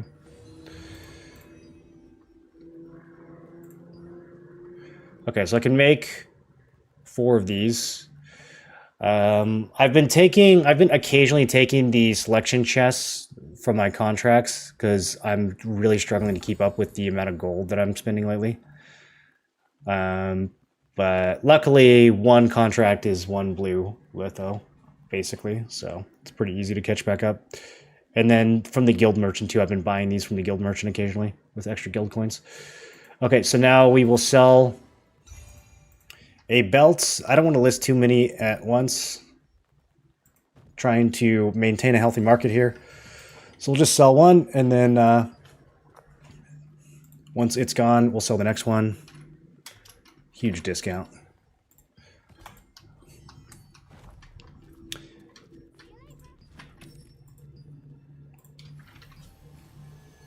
Where are we grinding those belts? Temple of Siliveth, 2nd floor. We want a Bloodborne remaster, and it's only been, what, 9? Has it only been 9 years since Bloodborne?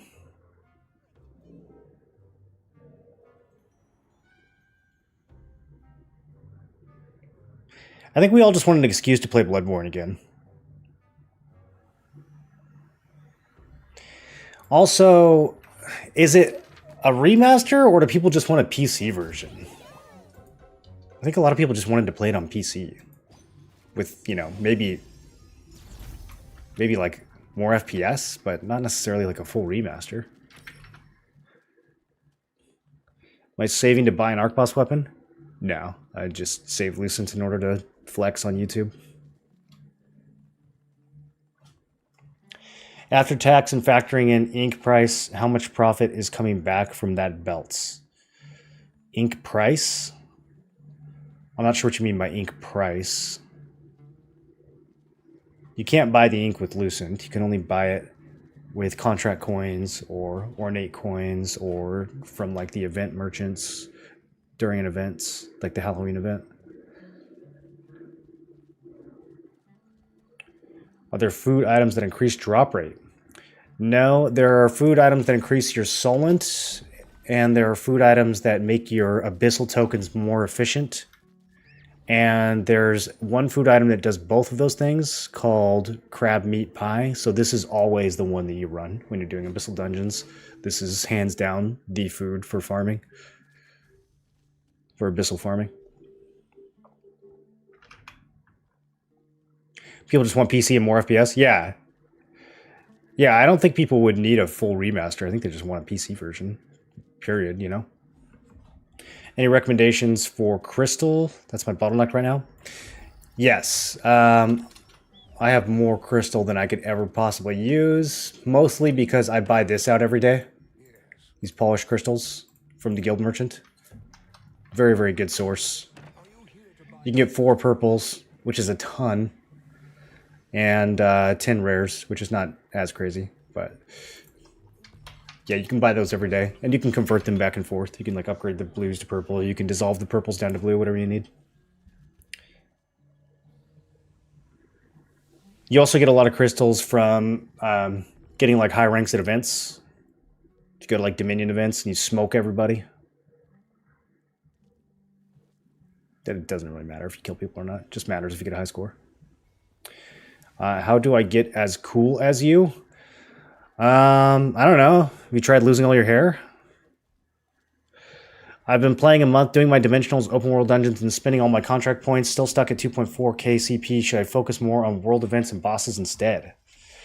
You should do both. I mean, for the events, at the very least, you should be going for the last 2 minutes and getting your special resistance medal.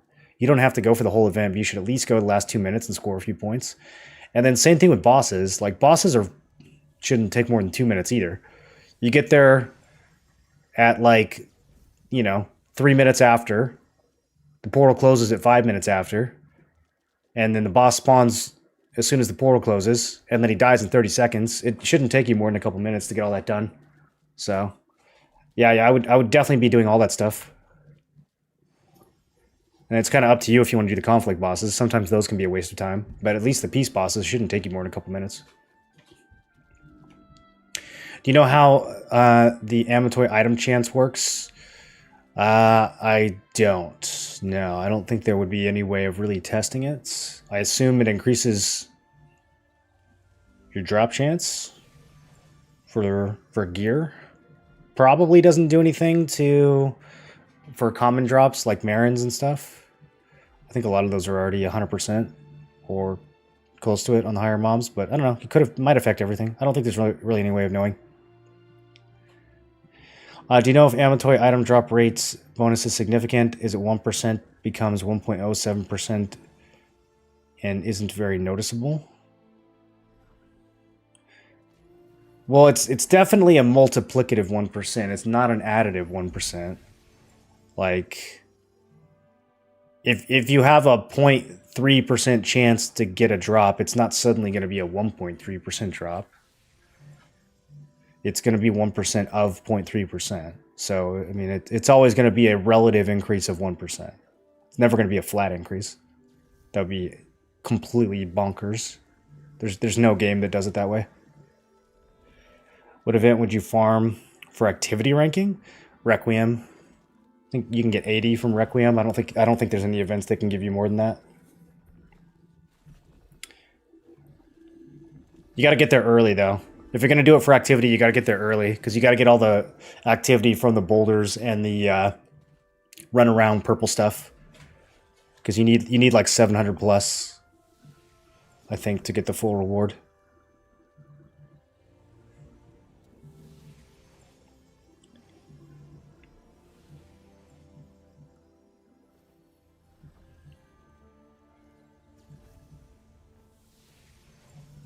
Best way to farm weapon mastery? The only way to farm weapon mastery is to do abyssal dungeons. If you want, you can pop food that gives you more. But I feel like you're probably better off using Solent food. It's going to be more beneficial in the long run. I kind of hate the Mana Frenzy Dominion event. Should we go do it anyways? Try to get some kills. My build just doesn't work at these level 40 events. Because they cap your evasion, and so it's like, cool, I guess I just don't get to... I just don't get to use my build. But it might go anyways.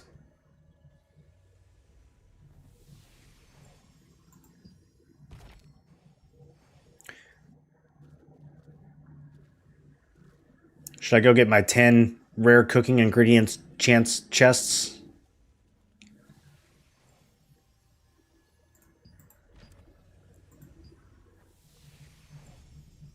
How much do we need for the top festival reward?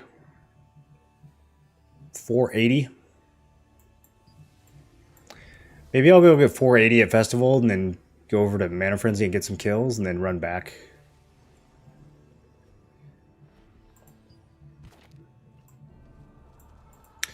We got a few minutes though. Won't start till 5 after.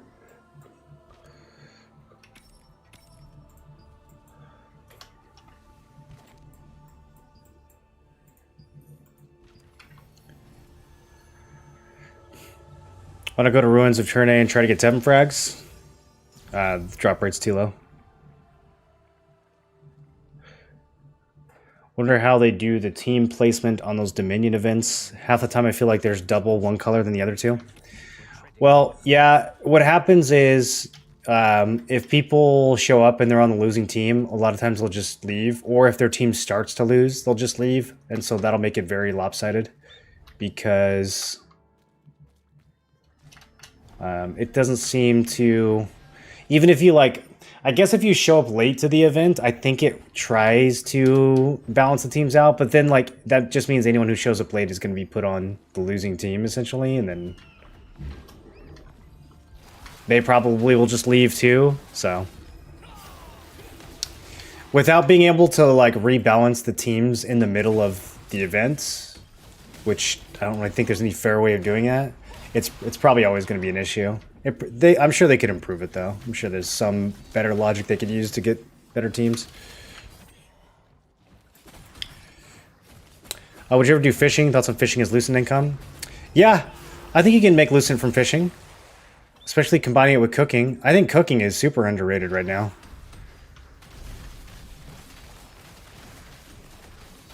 You can make great money from cooking.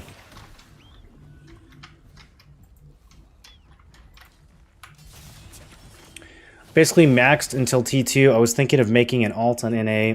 Maybe I get enough gear for Siege. What classes are decent on high ping? Was thinking maybe bow/wand. A high ping, I mean, probably anything that's not dagger or crossbow is fine, right? I feel like most weapons in this game have fairly long animations. Crossbow's the most button mashy. Crossbow and dagger are the most button mashy ones.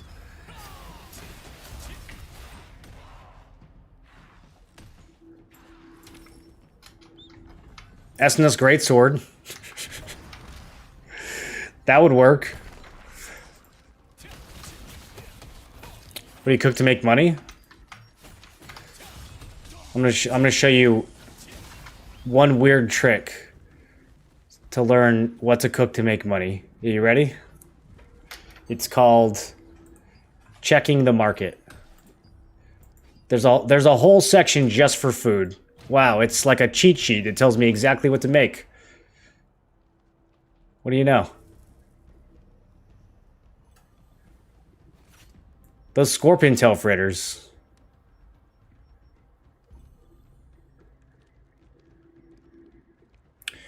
Aurora seafood platter, probably too much work. Fish steak. That one probably uses fish. If you're trying to fish and make money.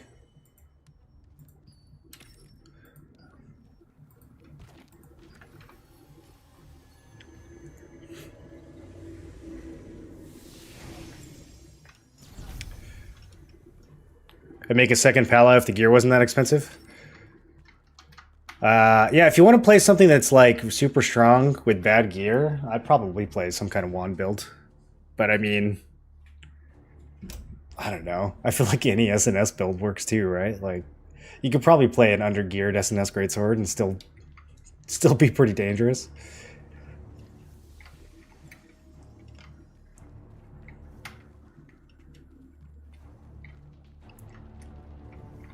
The orcs have been acting strange lately. What's your threshold for when you wouldn't litho something?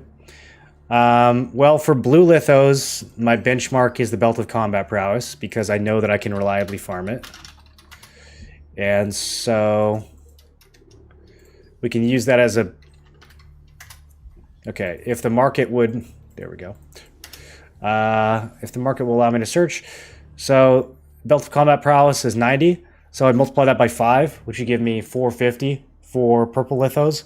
Now, realistically, I'm not going to get many purple lithos that will sell for 450. So it depends on how much ink I have. It depends on ink. Right now I have... How much ink do I have? It's got to be in here somewhere. Is it one of the shiny items?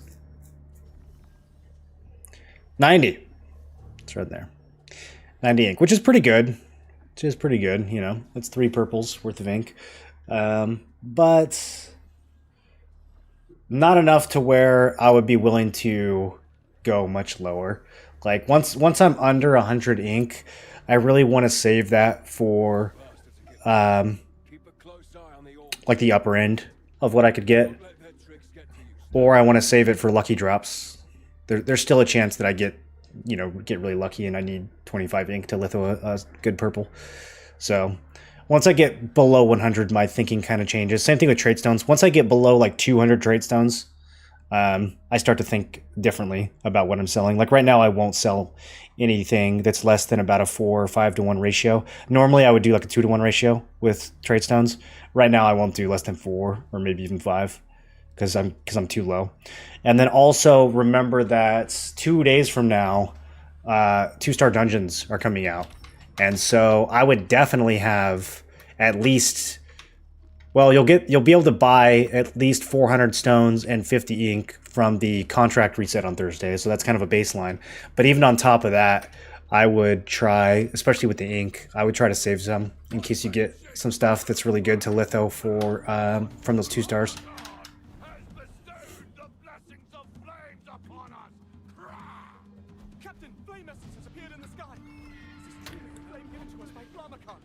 So how does this work? I just stand on this, right? I've only done this once, and I kind of did it by accident. Okay, no, that didn't work.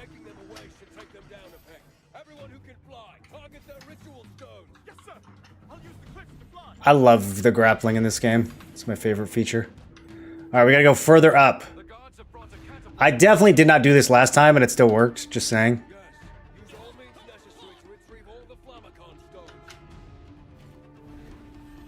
Guys, I'm missing the Flammacon stones. Should we just give up? I missed out on 150 off the rip.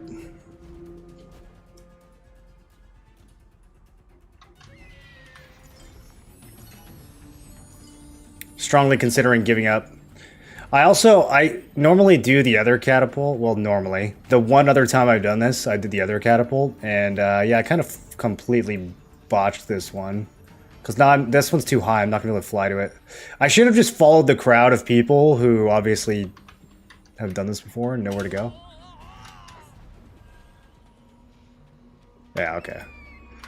I give up. Let's go to Mana Frenzy.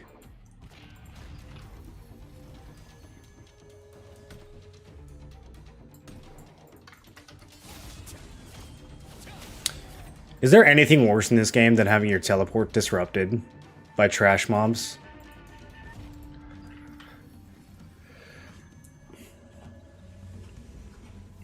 Finally got my hands on the Kraken Rod. I opened 31 bags. 31st bag, the Amatoys brought me back.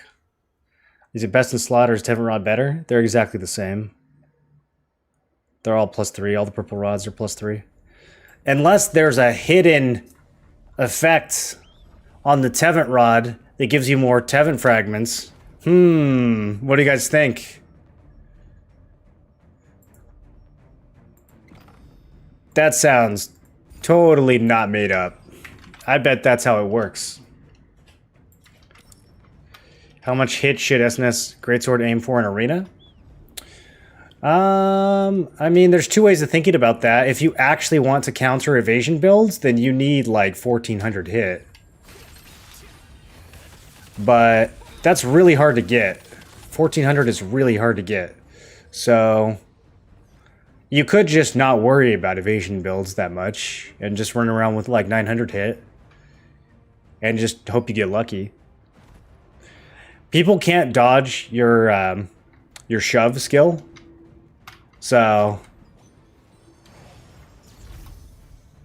even if someone does have evasion, you can just shove them every time they try to do something. Especially if it's that arena where you can knock people off. You just knock them off over and over again. There's literally nothing they can do about it.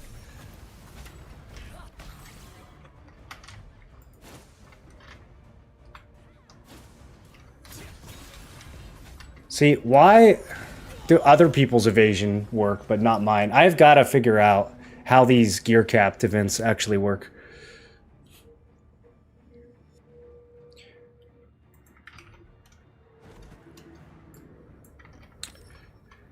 Change your stats for Mana Frenzy. Everything is capped at 36. Well, the only stat that gets subtracted is strength, and it gets set to 44. And I don't really understand how or why. I guess because 440 is the thing over here, so 44 is the... Okay, yeah. I mean, honestly, I don't really think it's going to matter that much. I also feel like this is bugged. I feel like these values can't be correct. Because if those values were correct, nobody would ever dodge anything at these events. But, like, I'm still missing. I have no idea how it works. I have not been able to figure this out. Also, I have the wrong build on.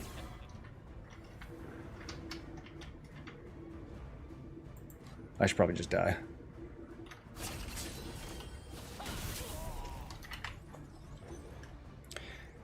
I feel like the overwhelming majority of people in Arena are evasion.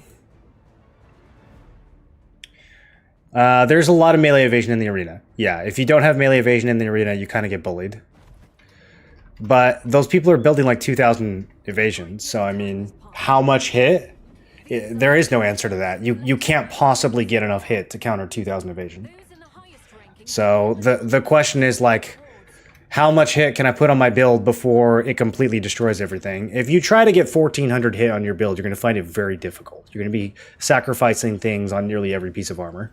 So, I mean, you can do that. Is it going to be worth the trade-off to have, you know, a 60 or a 70% hit rate instead of a 50% hit rate? I feel like almost certainly not. But if you really want to specialize towards that, then, you know, I'm not going to stop you. But there's no real way to, like, there's no objective way to answer that. Evasion or endurance for DPS builds? It doesn't really matter if you're DPS or not. That's not the deciding factor. It depends on what weapon you're playing. Dagger is a lot more likely to build evasion than non-dagger. And then staff has an evasion buff, so staff users are a lot more likely to build evasion. Tanks typically go endurance, but some of them will go melee evasion at least. Same with healers. You run alts? No. Can I show my skills and specs? Maybe later.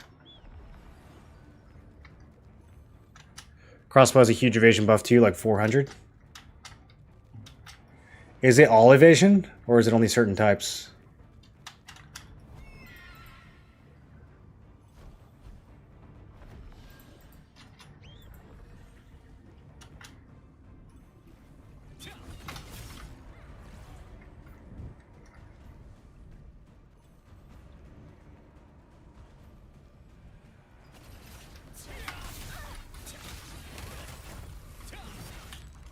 You see how much I still miss at these? I don't get it, because I don't dodge shit. I have a ton of evasion. I don't dodge anything at these events. So I don't know how other people are still dodging so much. Mine definitely feels capped. I don't know why theirs doesn't feel capped. Maybe the skill buffs still go through. But like when I pop Shadow Walker, I mean, yeah, it just brings it up to the cap. These have to be lying somehow, but I can't figure out how.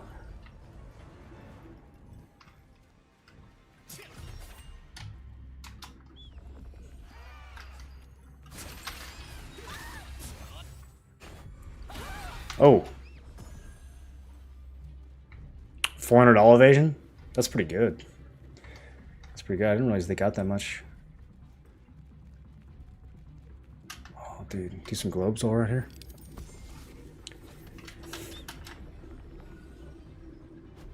Oh, chance to proc. What are the best PvE skills, please? You're going to have to give me some more contexts.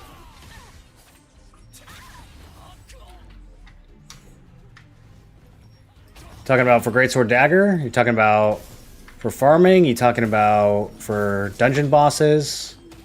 Talking about for Gate of Infinity?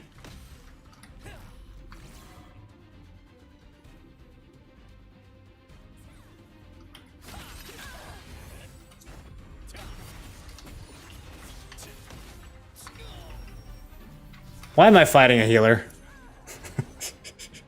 It never ends well for me. So everyone else feels super strong in Dominion, but not regular PvP.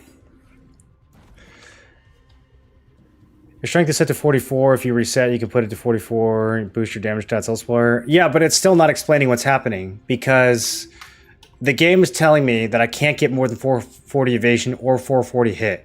And if that's the case, if everybody is 440 hit, 440 evasion, that means everyone has a 100% hit rate. And if everyone has a 100% hit rate, why am I still missing? So something is bugged. For sure. And I wish I knew what the bug was, because I certainly feel like I'm not getting any advantage from it. I'm not dodging anything, bro. But other people sure are.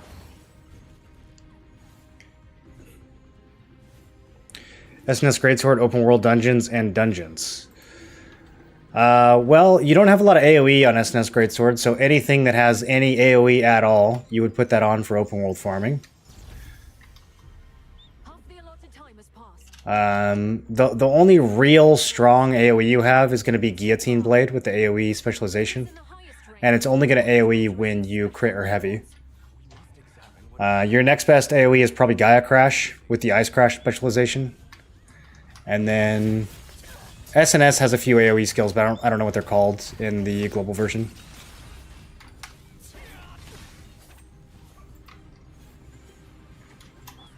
What characteristics the mana has during a frenzy.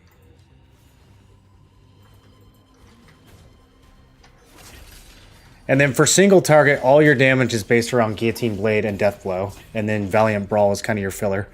So you want to do everything you can to get your Death Blow and your Guillotine to hit as hard as possible. That means using Stunning Blow to shock the mob and to give you a damage boost on your next hit. You can use Willbreaker to debuff the boss and lower their defense.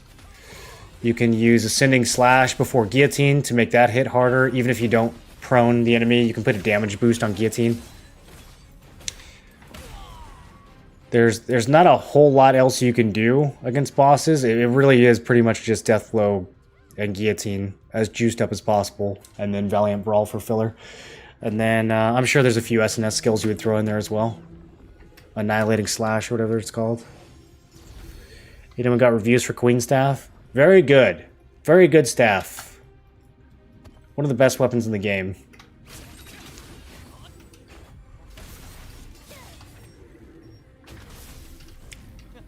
See what I mean? I feel like I can't land anything at these events, dude. I don't get it.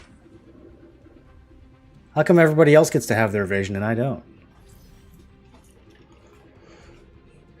I have 1k hit chance and I missed hits to someone having 140 evasion. Oh, that I'm not so sure about. I would want to see a video or something of that.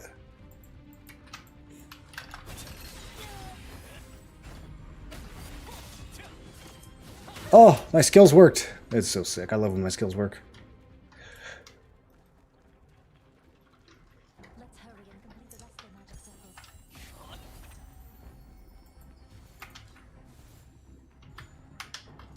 Capping stats at 44 is such an arbitrary way of limiting. Like, wouldn't you just... I don't know. Doesn't make any sense. They're never going to fix spawning with half HP mana. You think it's a bug? I'm sure it's done that way on purpose, no? You have a new skill for use. Your PvP build, did you replace Brutal Incision? I've never used Brutal Incision in PvP. Never had room for it. 50 extra tokens to the one who completes the last magic circle. The only skills here that are not 100% mandatory are Willbreaker and Cleaving Moonlight.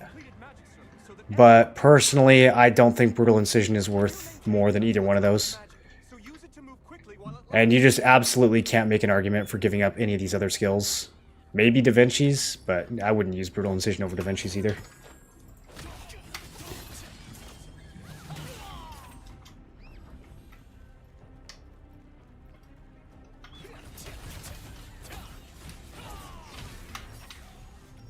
You're too far away from your target, who's not moving, that you just jumped on.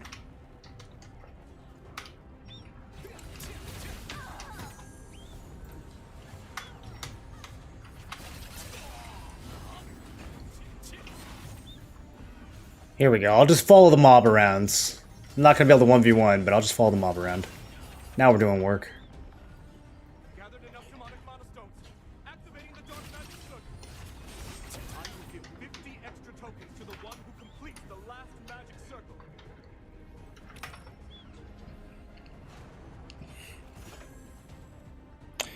Even when tier 2 come out. I'm not sure what you're asking about. Characteristics the mana has. Keep running out of Abyss points and I have no more contracts. Any tips on how to get more Abyss points or make the best use out of them? You might be neglecting your Amatoy expeditions. You get a lot of your Abyss tokens from Amatoy expeditions. I think actually more than anything else. So if you only do the 8-hour ones and you do that 3 times a day, that's 2,400 tokens a day. If you're doing the 1-hour missions and you're using Amatoys that have the bonus, you can get even more than that. These are the adventurers who You can get like 3,000 plus per day, depending on how active you are. those in the highest rankings will be eligible for special rewards. Contracts, Amatoy expeditions, Mystic Keys. Make sure you're doing all your Mystic Keys every day. Don't let those pile up. Those are super good. You'll get 100 from each key, so that's 500 a day. And then once or twice a day, usually, you'll get a Mystic Portal, and that's another 500 per portal. So on average, that's probably like 1,000 a day when you combine the keys plus the portal. If you assume you get 1 portal every 5 keys or so. What else? I feel like there's one other thing we're forgetting. Dimensionals give you 500 per run.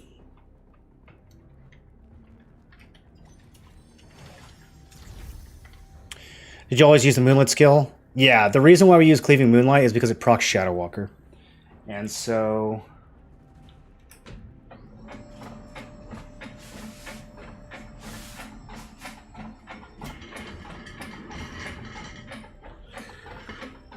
it really helps with Shadow Walker uptime.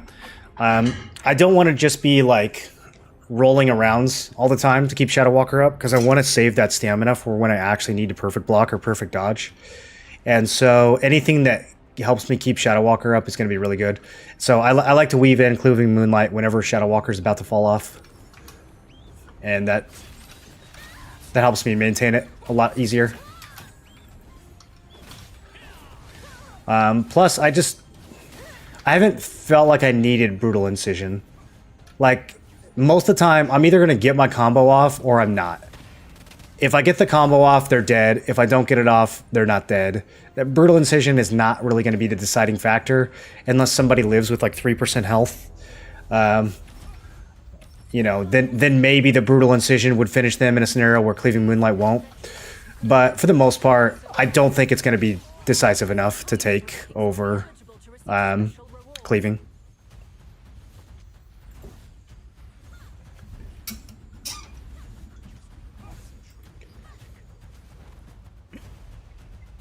They're both filler skills. At the end of the day, they're both filler skills, and at least Cleaving has the added benefit of proccing Shadow Walker. Always do 1 hour Amatoy for max materials unless I cannot check the game. You're sending them on a mission where you have as many green arrow up bonus Amatoys as possible, right? Because that'll make a huge difference on the 1 hour missions. You'll be getting 150 an hour instead of 100 an hour. It's 50% more.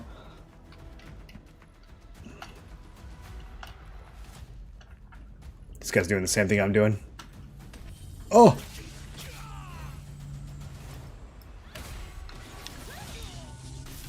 Okay. Okay, staff user. Okay, green staff user. That was none of his business. Best True to the Bone, Thorn and Liberty guy. Thanks, my man. Keep it up. Thanks, Kai. I appreciate that.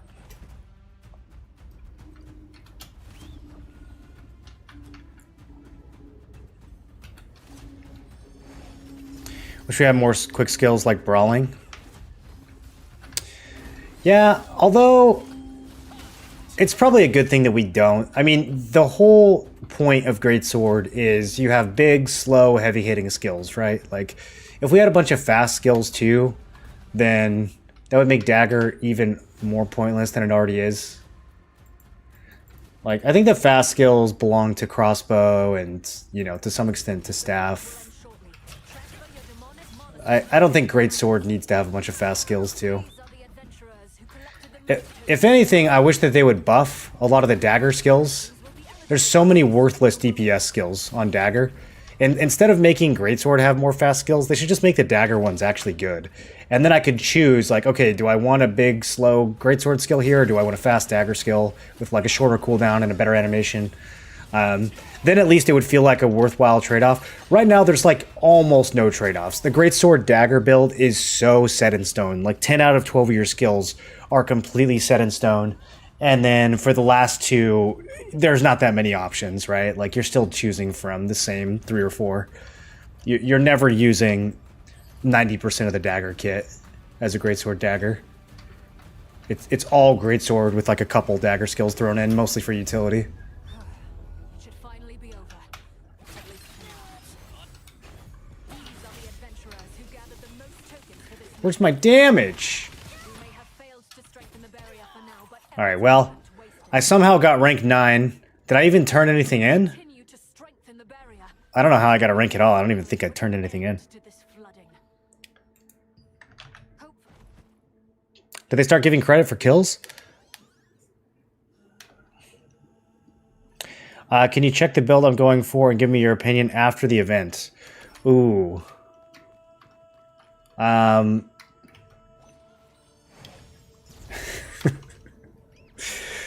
Ooh. Checking people's builds.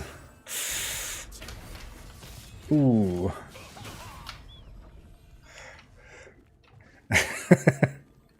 For free, you mean?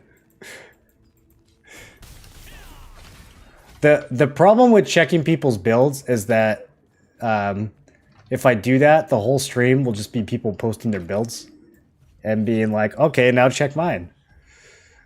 So, not typically. I made that mistake back in the BDO days.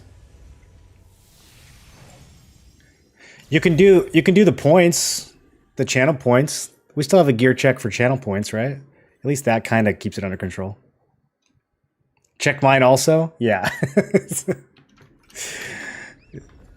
Becomes a build checking stream. You're pretty plucky as the pure like our contracts. Don't open Pandora's box. Wouldn't start trading for evasion at this point if you're completely fresh. No, I agree. Yeah, I would not bother with evasion until you're very established. I don't know if NCSoft just want Dagger to be offhand weapon mainly picked for passive, or do they want to enable actual roguelike gameplay. Currently a big miss. I don't think it's intended to just be secondary only, because it would be weird for them to design it like that. I think it's just a problem. There's several Dagger skills that are just underwhelming in any context, right? Like, because if we were to argue that this was on purpose, then basically what we're saying is they purposely made Vampiric Strike, Umbral Spirit, Knife Throwing, and Ankle Strike, Fatal Stigma, and Frenzied Sword Dance. They purposely made all of these skills completely unusable in PvP. Like, at that point, why are they even in the game, right? So yeah, I don't think that it's on purpose. I think that there's just 5 or 6 skills that are desperately in need of a buff compared to the other kits where it's usually only like a couple skills that are in need of a buff. I don't know why it's like that. There's certain combos. I mean, like knife throwing on crossbow dagger is really good for like resetting cooldowns and stuff. There's some uses for this. I think maybe some people are using ankle strike for proning as well. But yeah, a lot of these skills, like there's no build in the game that uses Vampiric Strike. You can't make this skill good. Even at max level, you cannot make this skill good. And I feel like there's several dagger skills that are like that.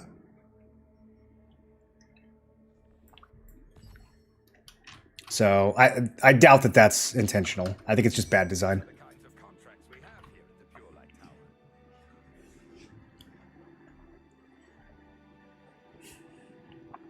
4K points only? I know, it's chump change for people who've been around for a while. What I don't know is whether or not the gear check shows up in my multi-stream chat software, my low-tier multi-stream software.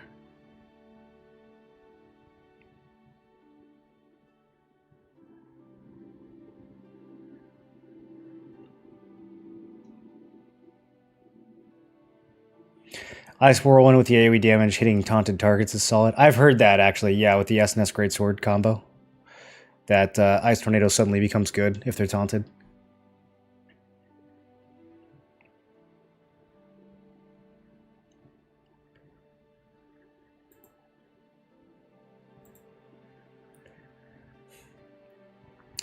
Those of you who are watching on YouTube, how often do you see an ad? I'm curious. And are they skippable ads, or is it forcing you guys to sit there and watch them?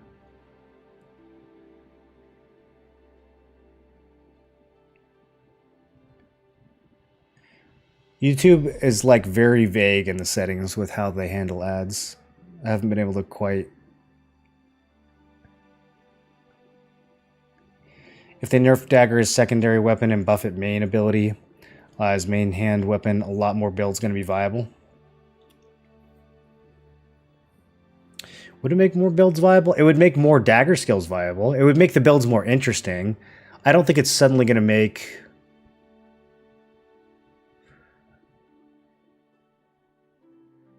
See, the thing is, like, Dagger already works with so many weapons. It already works with, like, every weapon. So, it would change the skill loadout, but I don't think it would really change the weapon combos.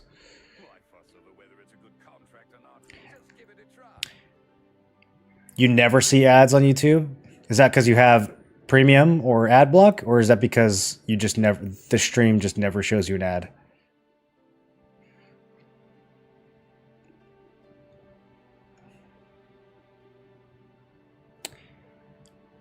All of them have been skippable?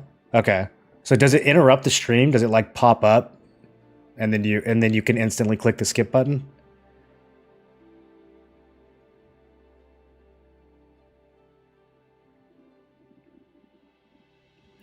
Does it show any stuff like banners or anything like on the side of the screen? I wish there's a way I could like, maybe with incognito mode I can watch my own stream.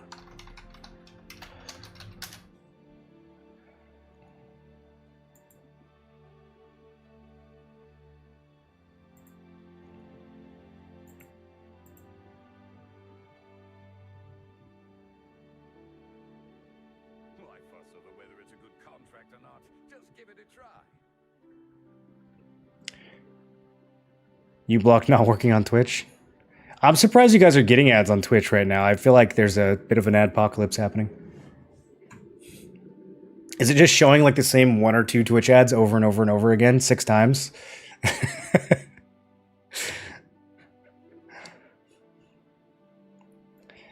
How you make that much Lucent? Oh, I've got a whole video on it on the YouTube channel.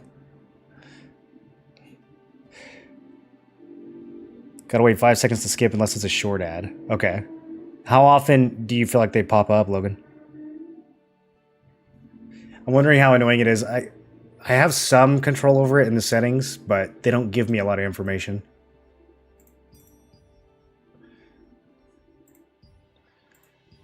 Yeah, I know a lot of people are... Oh, I'm out of contract rights. Whoa, that's never happened before. I finally got to the bottom.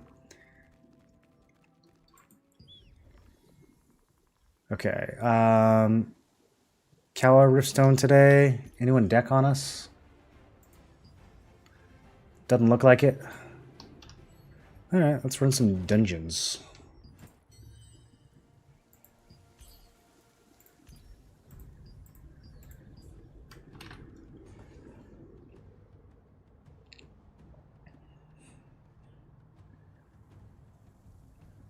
Already works with a lot of weapon because all you need from Dagger is passive, Shadow Strike, and Cloak. If they somehow balance it, a lot more build can shine better. Yeah, I mean, a lot more Dagger skills can shine, but I don't think people's weapon choices are going to be different. Because you already play Dagger with every weapon. So it's like, oh, you know, now... Dagger does damage, now you can play Dagger Wand. Well, people can already play Dagger Wand. It's already a crazy build, you know what I mean? There's like no bad Dagger builds right now. Do you think they will merge servers this week? I don't think so. I feel like they're going to be focused on getting 2-star dungeons up and running. Maybe the week after, if we're lucky. I hope that we don't have to do another siege on these servers. They really should have merged them as soon as Siege was over, in my opinion. The day after Siege, they should have merged servers, but I haven't heard anything about it, so. How much would you say 200 range melee defense gives you in DR percentage, if you know? It depends on how much you have. So if you're going from like 0 to 200, then it's a huge increase. If you're going from 2,000 to 220, or to 2,200, then it's not as big of an increase, but it's always an increase of 200 is always like pretty good. It's always like a relative increase of maybe 5 to 10% more mitigation. Like, it's pretty solid. Here, let me look at the actual math, see if I can give you a better answer for that.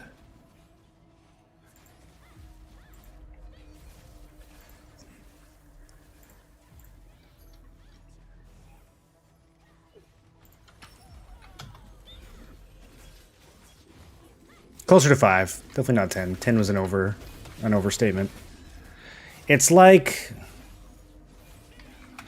I feel like every like 500 defense makes you 10% tankier compared to what you were before.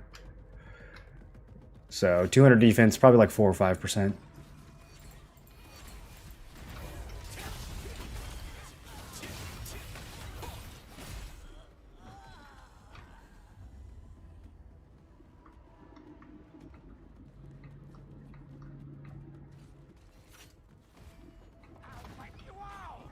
Yeah, I think...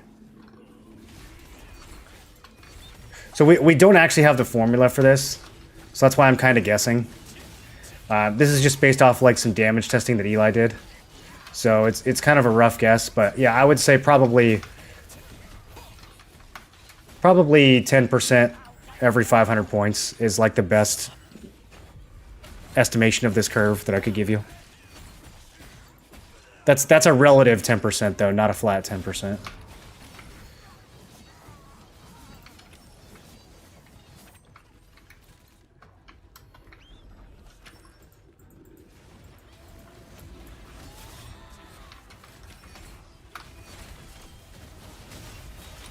Why are shock pants so expensive? I think they only drop from Tevent, right?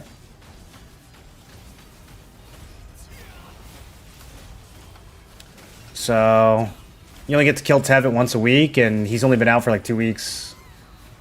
3 weeks. So that's why. There's also less portals for the arc bosses than there are for the other field bosses.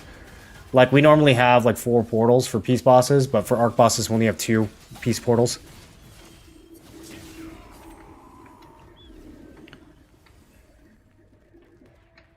They drop from Kalazan Rift and Kalazan Knights. Do they, or is that a display bug? I feel like that might be just a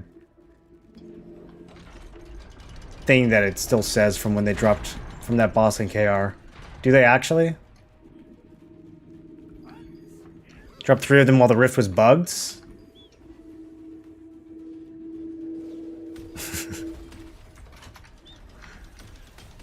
Well then.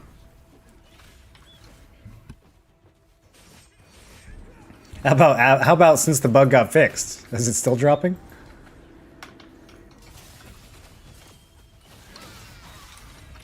They weren't supposed to drop. Yeah, that's the impression I get. Because I can't think of a single other piece that drops from 2 different field bosses, right? So it'd be really weird if that was the only piece that dropped from 2 different bosses. Especially like a field boss and an arc boss. Usually the stuff you get from an arc boss, you only get from the arc boss. You know, Swirling Essence Row, Band of Universal Power, obviously the weapons. But even the other gear, like, you know, if you want Shadow Harvester pants, it's just Juno. There's no other bosses. I'm pretty sure that's the case for all of the field boss armors. This is not going well.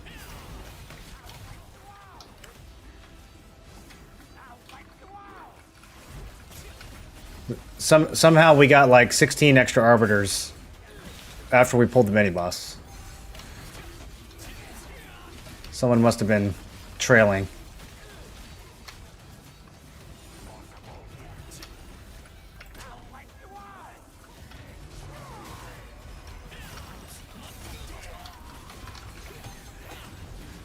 Luckily, you can just corpse push this boss forever.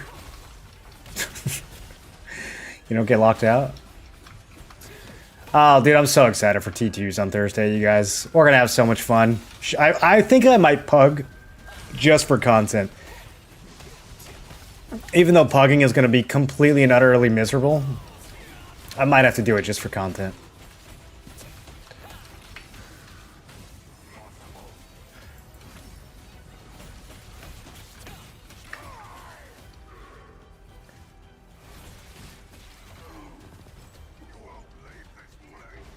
It's been fixed, no more pants.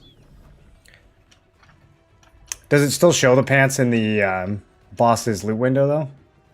Because I think that's where people are getting the impression. I think they might not have fixed the loot window yet. At least you already know the dungeons. Yeah, I'm kind of hoping that they made some changes, but I doubt that they did. What's really interesting is that they're only releasing 4 out of 5 of the dungeons, and then they said there's going to be more in the future. So I don't know what that means, because if by more they just mean the 5th one, that's like a really awkward way of communicating that. Like, they made it sound like there's going to be like another batch of 4, you know? So I don't know what that means. I don't know if there's new 2-star content that's been in development. Or if they're like reworking some of the 3-star stuff. I'm not really sure what to make of that.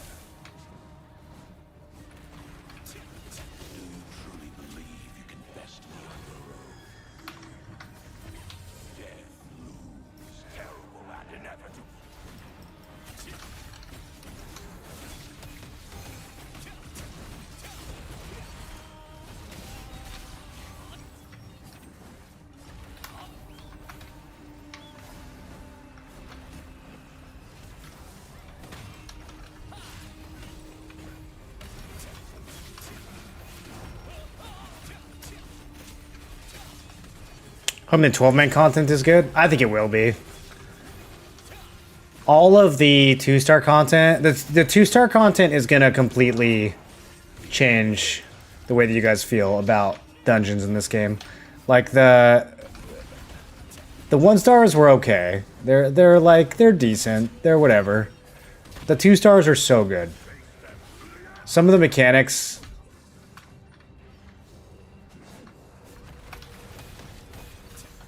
Dude, the Goblin Bomber mini boss.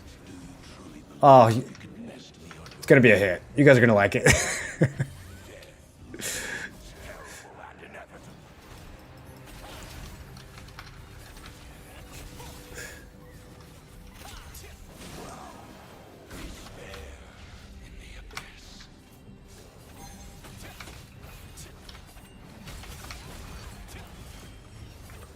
They say the hardest T2 they didn't release, so at least like the one that's gonna be real unpuggable isn't in this first batch, so at least people will have time to gear up before that comes out. Oh shit, ring? Oh, sleep chance, it's worthless.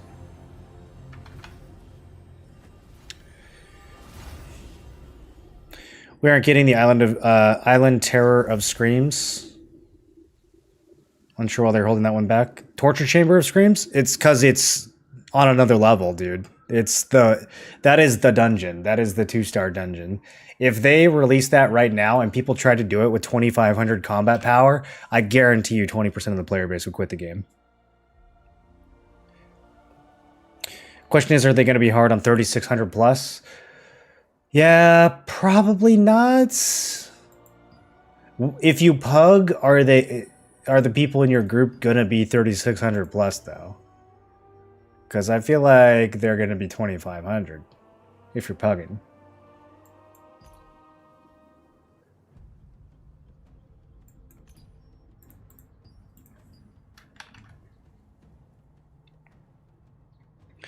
What's the power cap? If all your skills are done, it's about 3,800. Depends on arc boss weapons.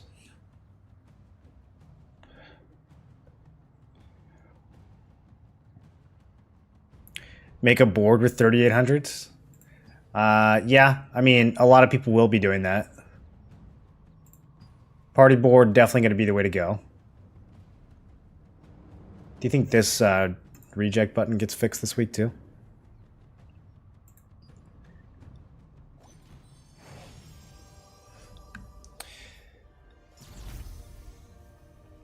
All the EU players with 2,500 gear score alts. Dude, I actually have been running into a lot of 2,500 gear score alts. And it is always during, like, off hours. That's so funny. A lot of it is, like, Asian character names, though. So it's not just EU. It's not just EU with alts.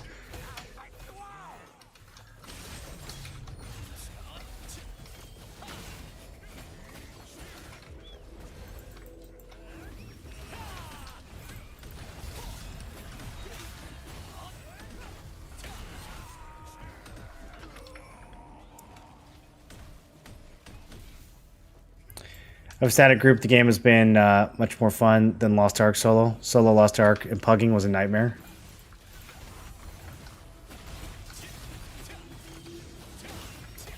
I don't think we ever tried pugging in Lost Ark. We had to fill with pugs a couple times. But not while we were progressing. I wouldn't want to progress a dungeon with pugs.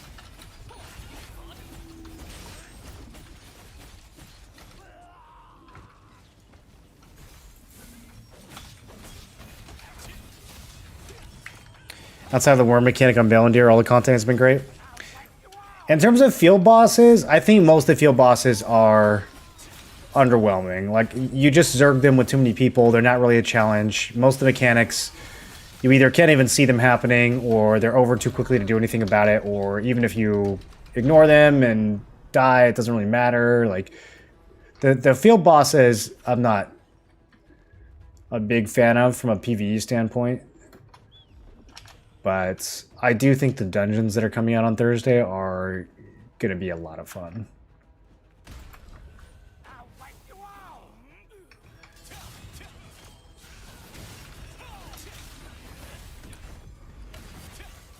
If you're not pugging with people that are completely hopeless and getting frustrated and wanting to quit the game, then they're going to be a lot of fun.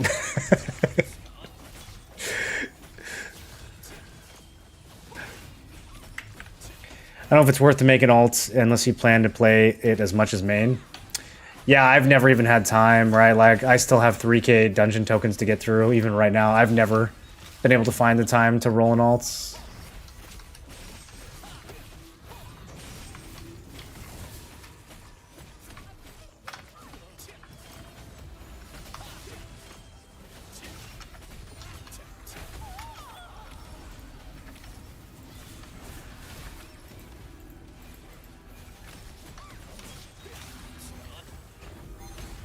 How long do the dungeons take to run?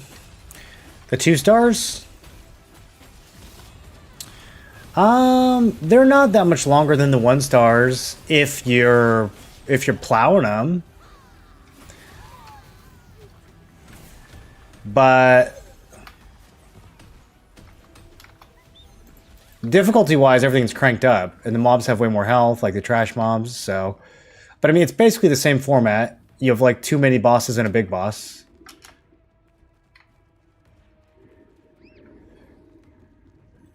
There's one in particular that takes like way too long if you don't skip the trash, and that is the upgraded version of Island of Terror. If you don't have a tank who knows how to leash the trash or to just like suicide, that takes so long. It's a completely miserable dungeon. But other than that, I don't feel like they take much longer than the 1 stars. I don't really like that they gave it its own currency, though. Like, I was kind of ready to never run any 1-star dungeon ever again. And now I have to run both. I don't know about that. I really don't know about that. I'm definitely not going to have time to play an alt now. I mean, like...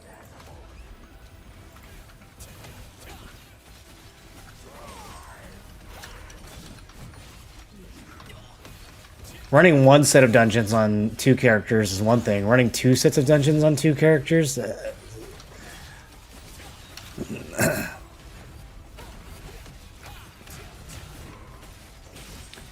think in time they will merge the 2 currencies. Well, but they're... On Korea, they were always merged. So the fact that they didn't do that for NA, I think is really weird. That is... I feel like that sets a spooky precedent.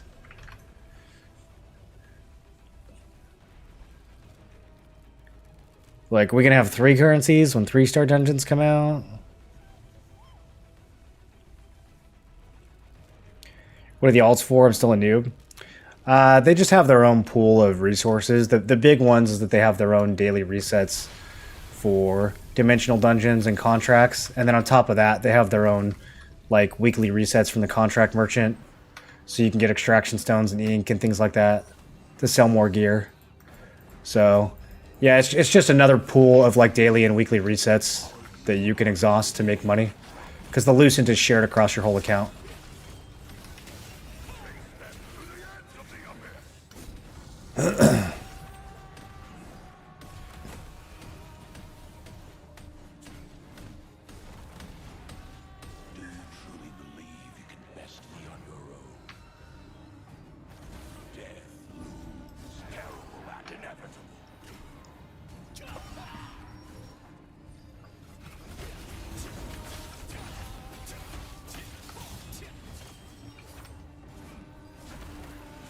This dungeon is so popular, dude. I feel like 50% of my random queues are this dungeon.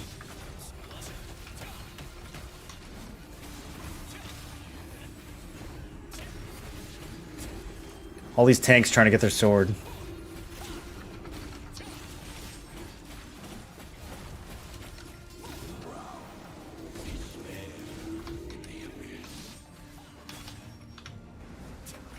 And it's like by far the most annoying boss to fight as a melee. Stop moving!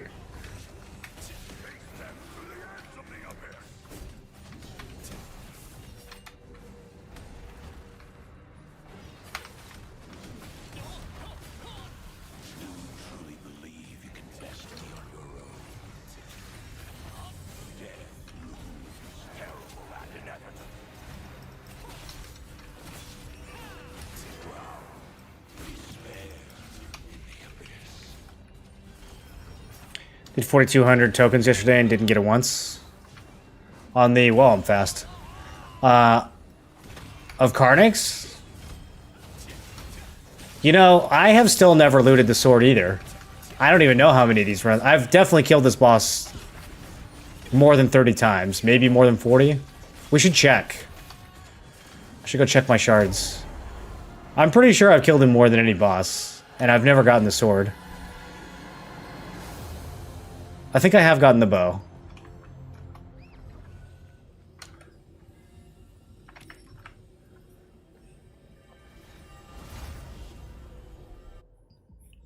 Is Karnak's the best value? It's just the only place where you can get that sword. It's a good value. Is it the best? I still think Cursed Wasteland is probably the best. Because you have the Swirling Essence shoes, which are still worth money. And then you have Violent Signet, which is blue, so it drops more often, which is good money. And then the Feather Drake skin, I don't know if these are really still selling, but at least on my server, I'm sure you can still get 10 or 20 Lucent out of some of these blues. So, yeah, Cursed Wasteland usually is the one that's the best, but the grips from Temple are really good.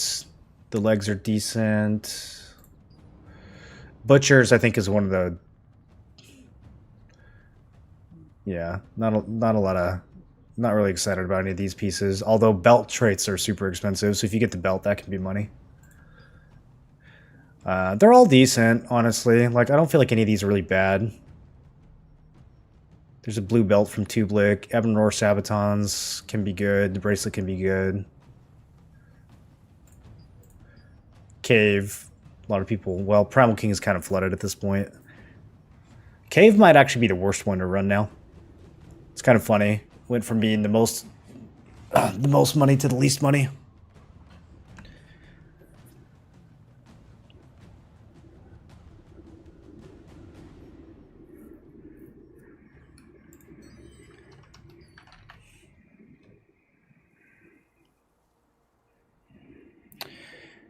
With people this geared, they could all stack on the boss and it wouldn't budge as long as they move their character during the spinners. Yeah, or we could just let him hit us with the spin too. I mean, why not? Why not? I could weave my death blows in between those. Gloom plate, free money. Actually, yeah, the chest piece will be money if it has a good trait. Oh, hey, melee evasion. Yeah, we'll do that. That's probably like a 10 to 1. Probably should have checked first.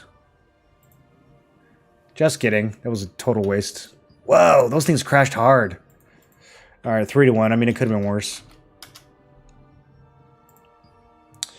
Max health is the only one that's still 10 to 1. Essence? No essence. Okay, I need to go make another belt. My belt sold. Let's go sell another one. Just got Bloodlust belt today. Pumped to have one less item. Just need Band of Power now. Damn. What's your plan for Band of Power? Did you get the belt from your guild or did you buy it?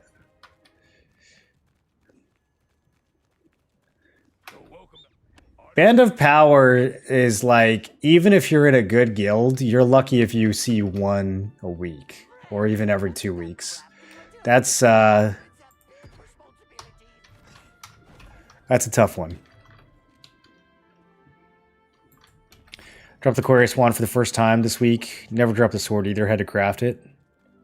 Thank God I skipped it and went for Exca.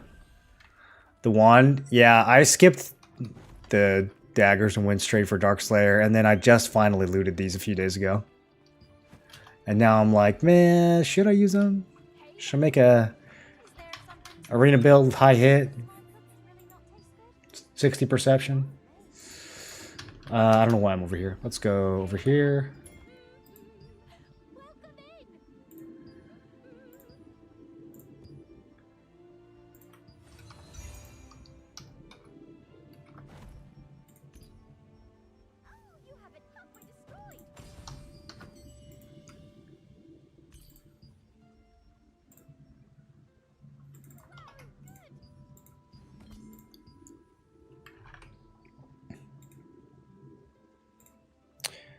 Guys, look at my total.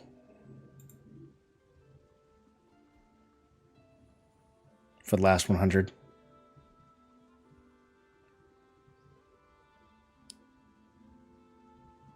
It's pretty good.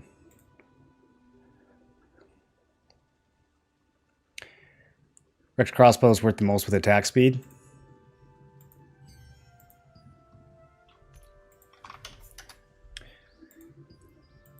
$430. Yeah, that's probably the most expensive if you can get that trait. What are the odds you're going to see that though? I mean, like maybe a little bit better than 1 in 6 if this drops. So it's like a 5% drop, and then 1 out of 6 of those 5%, you're actually going to get this trait. I don't know. At least like with the grips or the field generals or the swirling shoes, like even if you don't get a good trait, you can usually litho these for a decent amount. Like grips are 300 still. Swirly shoes are 250. And then the field general plate's probably somewhere in between those two. About the same as the shoes. So, I mean, that's something, right? Like, if you get one of these and it's like melee endurance. Although, honestly, like extracting these for a 4-to-1 isn't too bad either.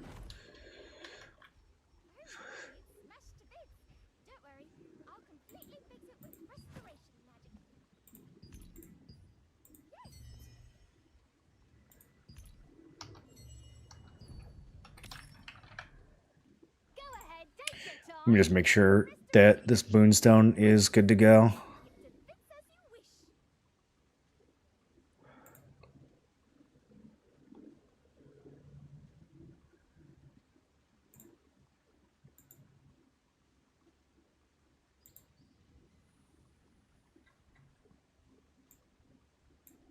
Ooh, we might have some political drama soon.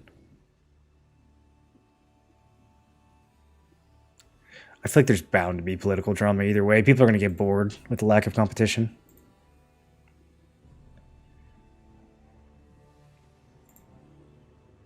Do you guys see that they patched the new battleground into Korea and it's 30 v 30 v 30 v 30? That is not what I was expecting. I thought it was going to be Warsong Gulch. It's like 120 people, and you like pick your own teams. It's like a whole thing. I don't really know how that's gonna work.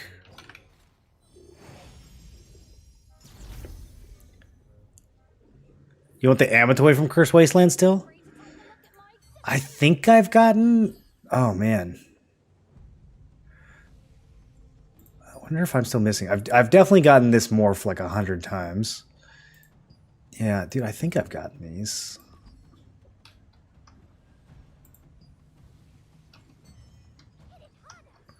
Let me go check my tokens real fast. Is there something specific you're looking for? So I've made... How many salvations have I made with shards? Probably like 3 or 4? I should have kept track.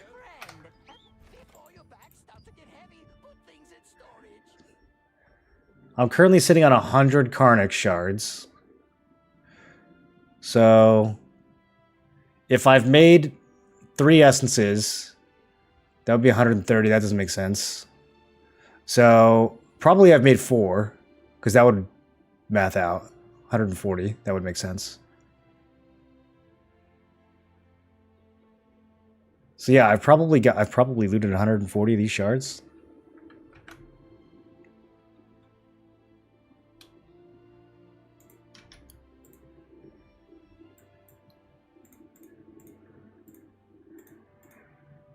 $35 Karnix runs and no sword.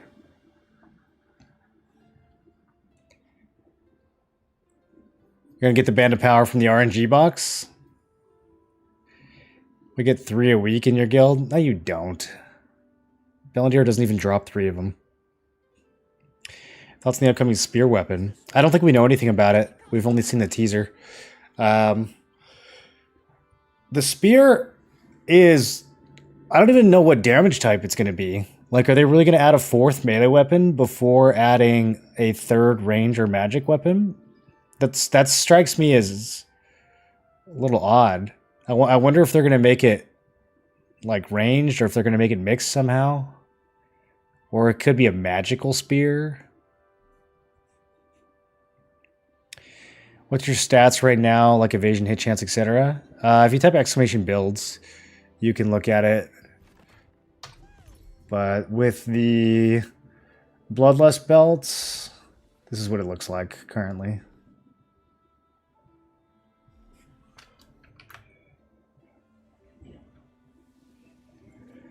Sometimes I use the combat belt instead for more melee vision. There's always some abandoned powers in the auction house. Surely you should have got one by now. What, like by buying it?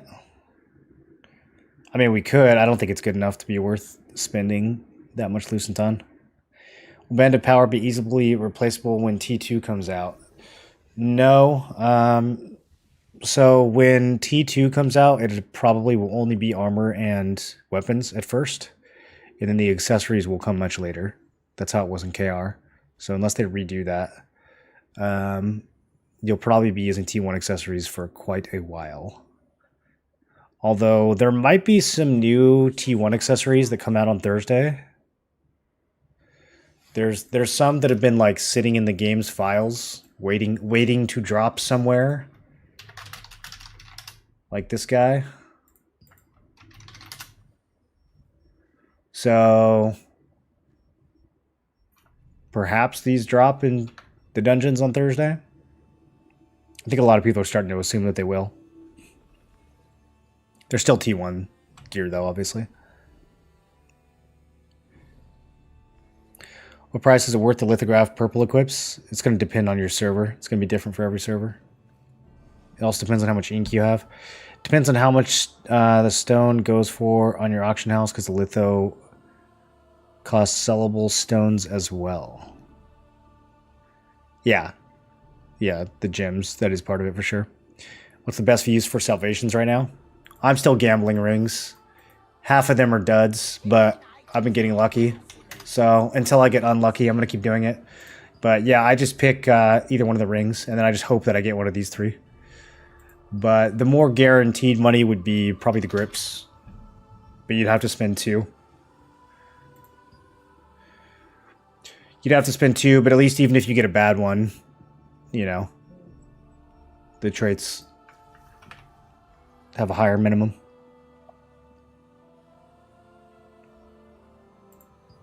And the litho's worth about twice as much. I did 60 Temple of Slaughter and still got no crossbow. Well, no need to brag.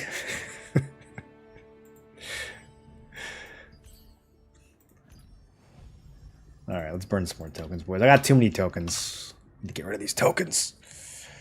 Guessing hybrid range and melee. I feel like that's the only thing that would make sense, is if they make it some kind of hybrid thing. But then you start to think, okay, well then, is like knife throwing for daggers, should that be a range ability then? There's a bunch of skills that suddenly it's like, well, if you're going to have a hybrid for this weapon, then what about for this other weapon? I'd use 900 to 1k trade unlock stones. Cannot believe how many tokens you have. Well, I've only had to use 200, 300 unlock stones. 100 for Mordecai, 100 for Field General Helmet, 100 for Field General Gloves, 100 for Bloodlust. So I've used 400 stones.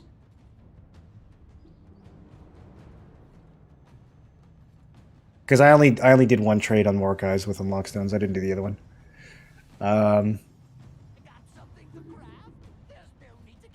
Yeah, I think that's it. So I spent 400. I'll have to spend another 200 when I get a dentist. If I get a Tevens, that's really what I'm saving the shards for. Like, I probably should be spending them and selling them, but it's really like on the off chance that I get a Tevens. Which probably will never happen because I don't think we've gotten a single Teven dagger in the guilds. The other Ethereum guild has gotten like 5 of them and we've gotten 0, so. Isn't that nice? Will there be more areas to explore in the future? Yeah, there will be a level 55 expansion that adds all of this. Everything up here into the game. So... yeah, this is the dwarf area. Yeah, all of this that you can see. It almost doubles the size of the world. And then, in theory, in the distant future, there will be more land masses up here. But the next expansion is, like, literally this whole area. This is the new big, like, main hub city. There's an abyssal dungeon here. Bunch of, like, dark iron dwarves over here. Fungus over here. You guys like farming fungus, right? There's like a ogre forest right here. Got the big elf tree city, and then you got a bunch of ogres everywhere trying to siege it. Sorry, spoilers.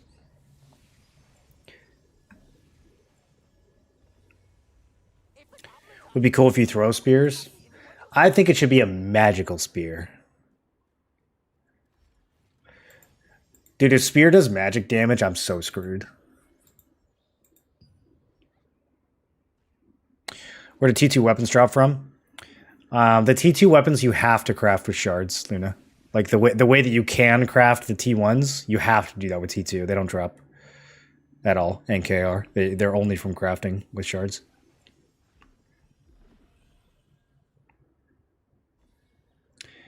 Can you take traits off stuff and sell? Yeah, that's what the function of trait extraction stones is for. That's exactly what it's for, is to take the trait off and sell it on the market. Guessing AGS wants to catch up by KR next summer. I don't think we'll catch up by next summer. I don't see how that would be possible. Because they've said they're going to release content based on how progressed people are. And they've also said it'll be 3 or 4 months per content phase. So I would say at the earliest we get T2 gear in February. Like at the absolute earliest. And then maybe the level 55 expansion another 3 or 4 months after that.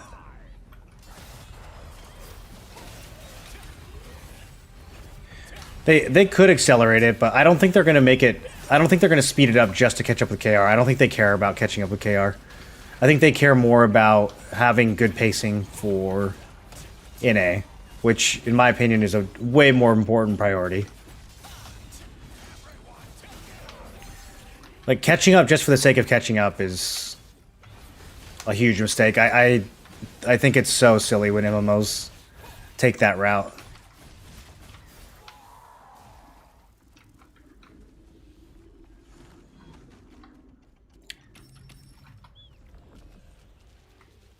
Like, you've got all this content, why not give people time to play through it? What are the precious process gems best used for? I vendor all of them. Because you can't use them for lithos. So... I mean, you could use them to make growth stones, but I just vendor all mine.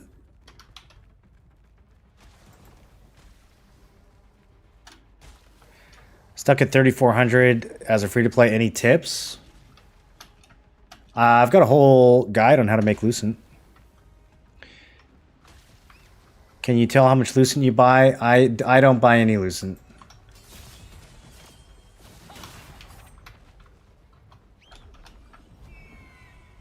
Kill them? Ooh, too late. Already left.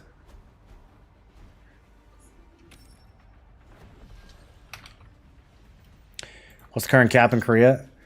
Korea is on 3-star dungeons. They have the new landmass. They have level 55. They have some other new stuff that got added after that. So, like, there's a PvP island that's PvP 24/7. That recently got added in Korea. There's a new battleground that just got added in Korea. A new PvP battleground. But they got the level 55 expansion basically the same time that we got. Well, not the same time. Like a month before our version came out is when Korea got level 55. So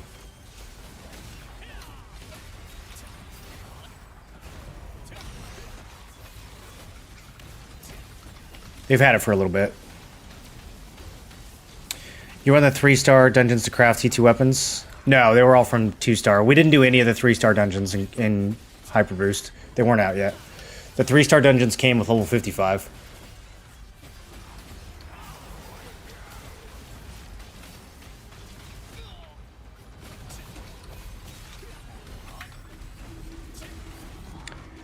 Can you briefly explain how daisy chain traits for transfer work? Well, you can never transfer to the same item twice. So you can transfer item A or item 1 into item 2, item 2 into item 3, item 3 into item 4, and you can just do that forever. You can never transfer item 1 and item 2 into item 3. It's always one transfer into that item. And you can see if it's got the transfer yet or not by checking this right here. Level transfer available. So this means it can receive a transfer. Once it receives a transfer, this goes away.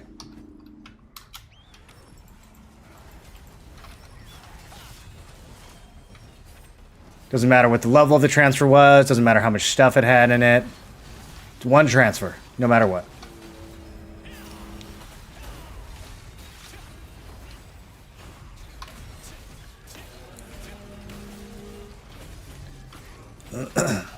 So if you're transferring a bunch of items together to try to stack blessing, the item that you intend to upgrade always needs to be the very last item in the chain.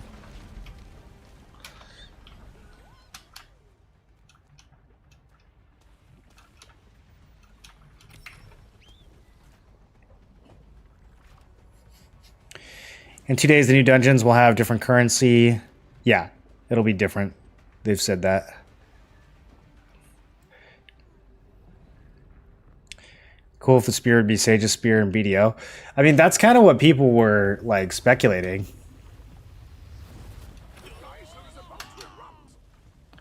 Can we just die here? It already opens, right? So we can just suicide? We don't actually need to run? I feel like people just die. Yeah. Okay.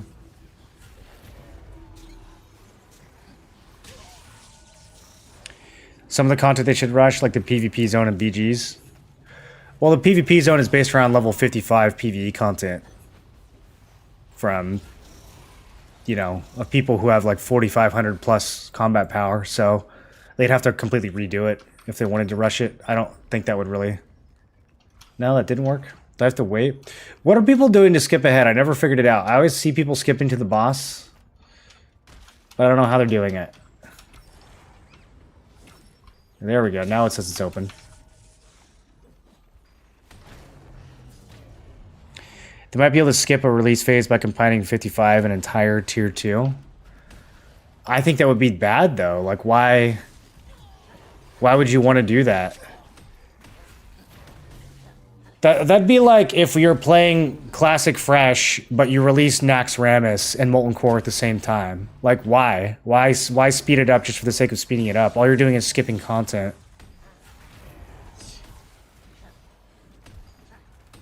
Like, oh, we can combine BWL and AQ into one patch. Like, I guess you could.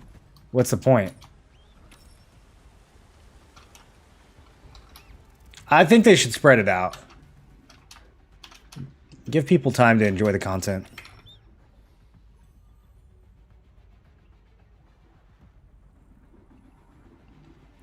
Abyss contract currency or salvation tokens. Any use for the new dungeons? It shouldn't impact the Abyss currency at all, because Abyss currency is only for gear that drops in the Abyssals. And there won't be any new Abyssals. It's only new Dimensionals. The 2-stars have their own dimensional essence, so there probably will be a new box that you can spin those on, but you won't use the current shards for it, so unless they change something, there's no need to save your 1-star shards. It's going to be a different shard that you use for the new boxes. That'd be crazy if they changed it. I'm like 99% sure they won't change that.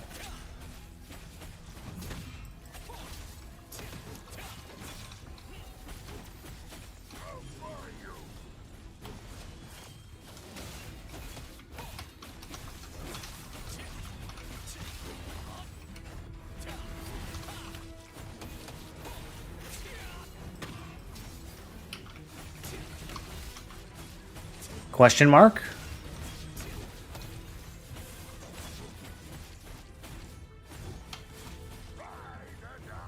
This guy's one of the new bosses. Different version of him. He's the easiest, I think, of all the new bosses. New bosses. He has some fun mechanics, though.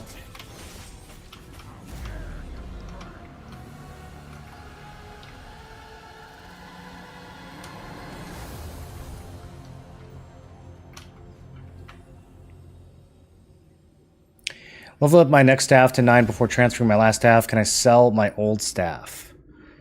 My next staff to 9 before transferring my old staff. Can I sell my old staff? I don't think so.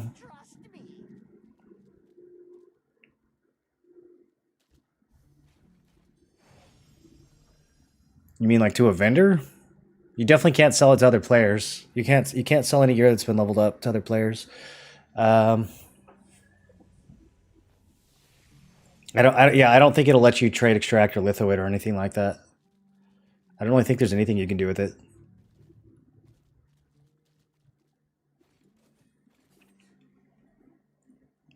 You can have an extra weapon.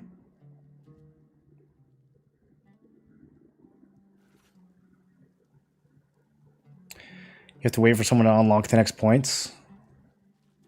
I don't know. People are doing it fast, though. Because I'll be the first one over the wall, and then I go up, and they're still waiting for me on the other side. So they're doing something to skip ahead. Amatoy House and back? Is that really it? That works? You get to boss fast if you're on Geyser when kill 8 enemies objective completes. Yeah, but I'll do that. Like I said, I'll be the first one over the fence, and I'll still be like the last one at the boss. So people are doing something to activate the waypoint ahead of time. One person needs to make it to the top of the fence or over it, go to the next spot. Then there's one more gate to open. They're doing it during the cutscene? Is that's what's happening? Oh. Alright, well, whatever. I'll just keep being the slow one.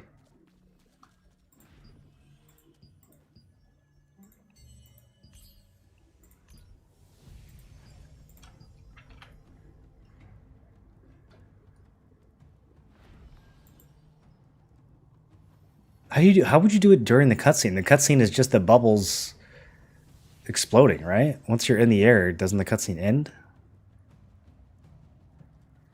Yeah, I'm not understanding. I was following a max roll build and realized I have been diving into evasion before I understood how it worked. Keep investing into it or try an expensive swap to endurance, 3k CP. I mean, if you're already like 2/3 done with it, you might as well stick with it, right? It really depends on how scuffed your build is. If you're following what they're saying, it's probably not that scuffed.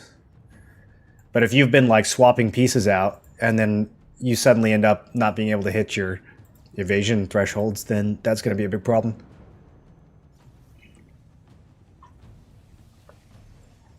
You can take the first geyser over if you leave the mini boss fight before it's done. Right before the cutscene, it will blow and you can take it over as you're flying over and the cutscene will happen. Okay. Maybe we'll give it a try. Ah, yes. Cursed Wasteland. It's about time. We haven't gotten any Cursed Wasteland today. The T2 Cursed Wasteland is so nerfed.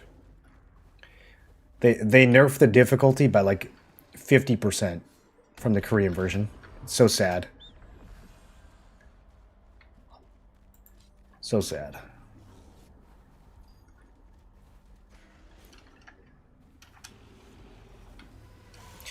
Do you think general market prices will go up or down following the release of 2-star contents?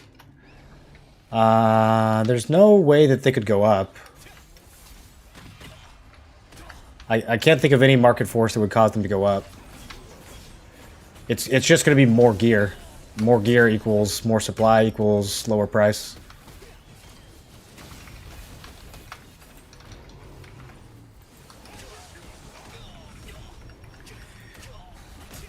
The only way that prices broadly can go up in this game is if people suddenly started spending more real money. And usually that's only going to happen at the beginning of like a fresh content release. Like when we get T2 gear, I'm sure a lot of people will swipe. But other than that, I'm pretty sure that the prices or the amount of people swiping will just go down week after week after week. And then there will be a big spike when there's an expansion, and then it'll go down, down, down, and then it'll big spike after the next expansion. Moro, are you the streamer? I used to watch you early days of BDO. Should I tell him yes or no?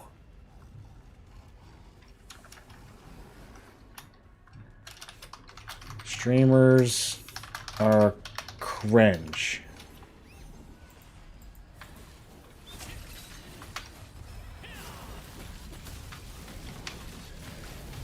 Tell me yes, I pulled up the stream. Shit! Busted!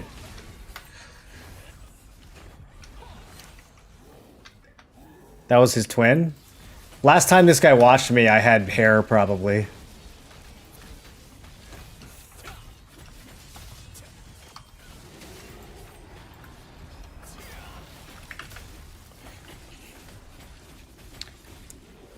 You think on Thursday they will be adding the rando cooldown for dropping Q? Probably. Dude, if they put the random Q for T2 in, and they still let people spam reject, that is going to be, on top of an already miserable pugging experience, that is going to be too much. They better fix it.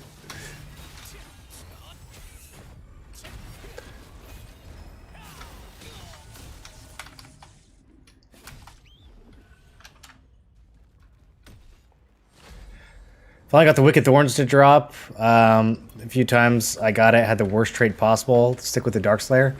Oh, I wouldn't worry about the trait, bro. You can replace those traits for like 80 Lucent. On Wicked Thorns, what's the most? It's probably like 200 for heavy and like 80 for hit. Okay, 90 for hit, 240 for heavy. You can replace that shit, dude. It's not that bad.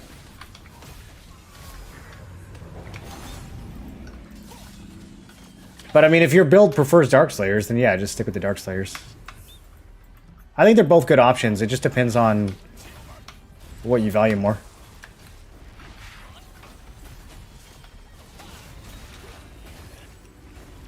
You ever counted a treasure goblin? I have. Yeah, I've killed 3 of them since launch.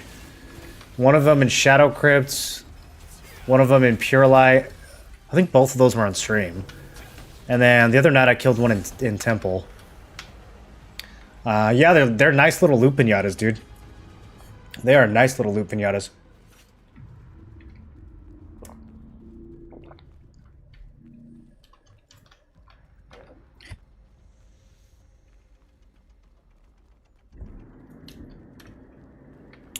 Wicked won't give you enough strength.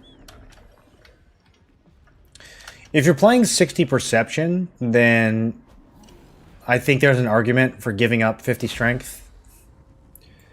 But yeah, I mean, getting both is obviously the dream. You need at least one, though. Like, bare minimum, you need either 60 Perception or 50 strength. If you're not hitting either one, something's wrong. At least for this build.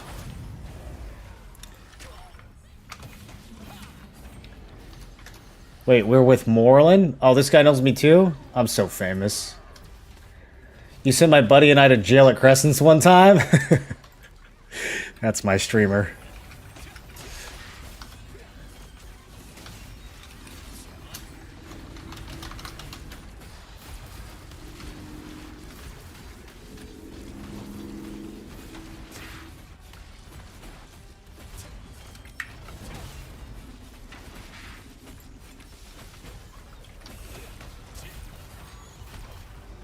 Killed like 5 of those, won't tell where though.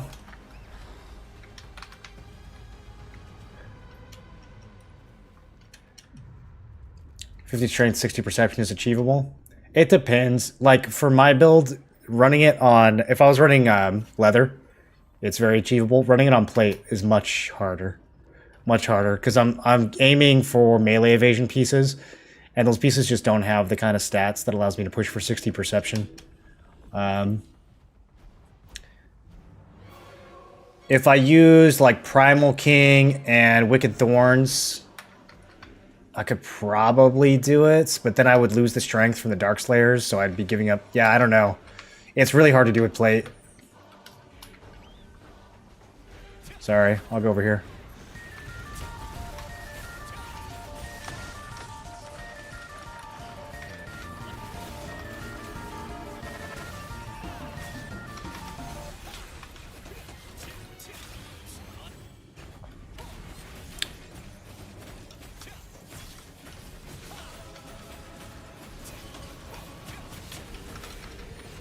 Every group I do this with has a different strat, so I never know what's standard anymore. But this guy's doing it right.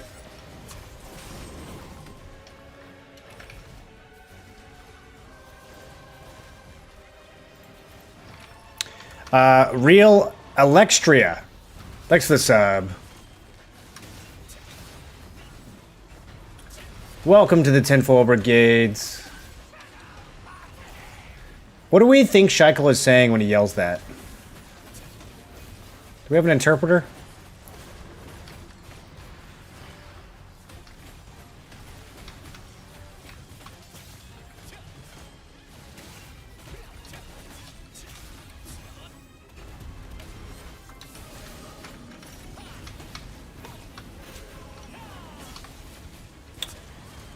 It's gonna do another one, you guys. We're not gonna make it. Yeah, we're fine.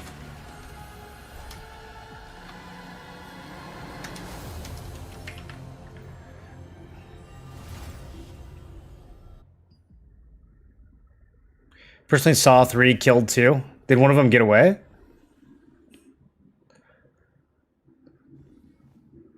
Am I going for Tevent? Eventually. I'm really just trying to get one from my guild, but we've gotten very, very unlucky. All we ever loot is the stupid wand. Look, we've got 1 greatsword and 0 daggers, so might be waiting quite a while. Star Griffin is your guildmates? Same? Oh, damn. What guild are you guys in?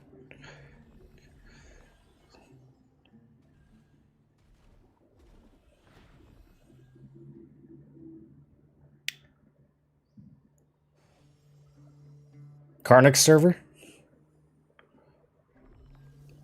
Daybreak Shore, that's where all the treasure goblins are? You think they're related to the Chestations? T2 gear needs T1 purples to upgrade. Wouldn't that increase demand for T1 purple? Yeah, but T2 gear is not coming out on Thursday. 2-star dungeons are coming out, but there's no T2 gear until next year. At some point. We don't really know when. The only new gear that we might see are accessories. So, like this guy, there's some rings and necklaces and stuff that are not in the game right now that might start dropping. And we're speculating on that based on the fact that we can see them in the market already. But there's not going to be any new weapons or armor. Just maybe some new accessories. However, the armor that is currently only dropping from field bosses will now start dropping from the 2-stars. So your, Shot Commander Greaves, your Swirling Essence Robe, like all that stuff is about to get a lot easier to get. They might still keep the Arc Boss ones, Arc Boss only, but my guess is that it's all going to start dropping. You're doing 7,000 Lucent a week? From playing the game or from swiping? Hell yeah, sold another belt. Let's go sell another one. Is 500 endurance useful now and most people have at least 600 crit? Yes, 500 endurance is very good. You don't need to have more endurance than your opponent has crit. It doesn't work the same way evasion does. It's really good if you can. If you can have more, like if you had 700 endurance and they had 600 crit, then you would have a chance for them to get glancing blows, which are it's like the opposite of a crit. It's like forced minimum damage instead of forced maximum damage. So it's beneficial to have more than your opponent, but you don't need more than your opponent in order for it to be useful. It's useful no matter how much you have. Evasion is the one that's useless if you can't beat your opponent. If you have 500 evasion and they have 600 hit, your evasion does literally nothing.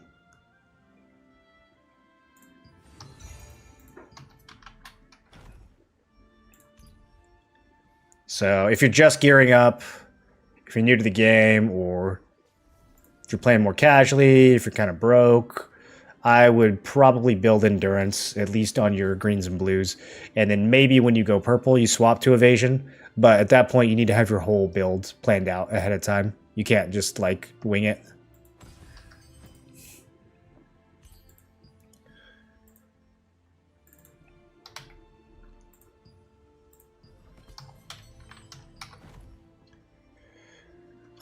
Move speed? Blue move speed?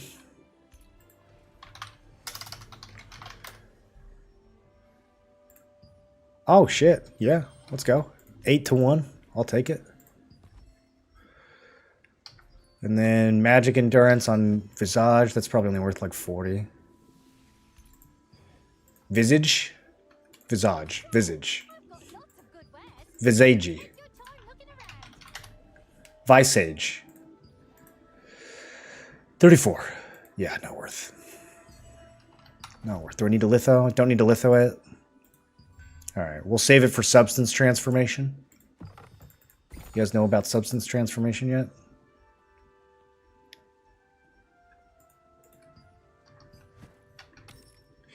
$20 minutes till bosses. Let's run it back. I don't know why they left the group. No one else was in it. So productive today. I got my contracts almost down to 0. Got my tokens below 3,000 for the first time in a month.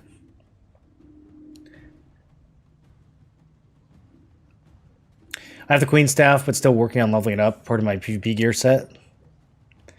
Oh, you have Queen Bellendir staff as part of your other set? Okay, dude. Sick.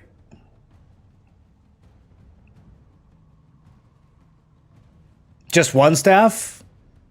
You don't have like a PvE Bellendir staff and a PvP Bellendir staff?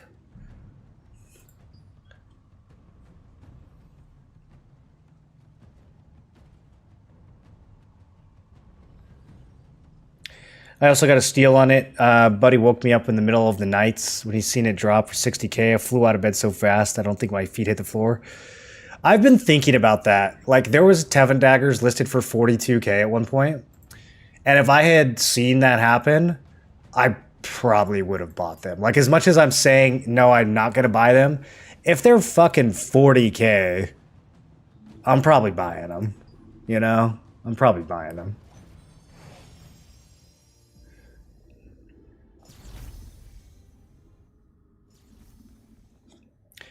We fought for a Boonstone as a really weak guild. The defenders were nice enough to 8v8 us while the other 30 to 40 people watched. It was a fun time. That's sick that you guys declared on them with 8 people. That's ballsy. We have people do that sometimes, but they don't even show up, so we can't even offer them a even number fight.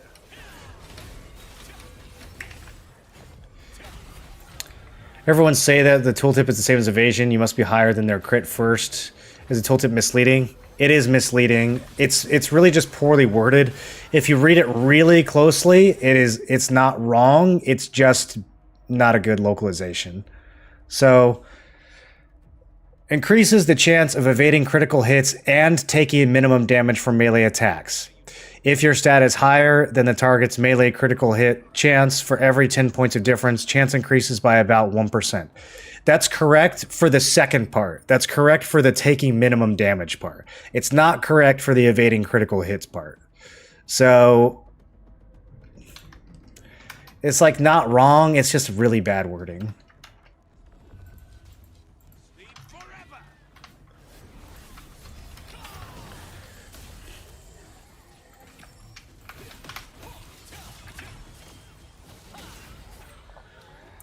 Is melee evasion better than range magic evasion on greatsword dagger builds? For arena, yeah. For large scale, no.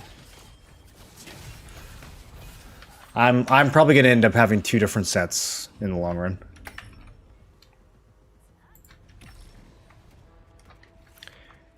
Need to stop with the Lucent per week. Swiping once a week is not farming. All right, well, let's show them. Let's show them the receipts, boys.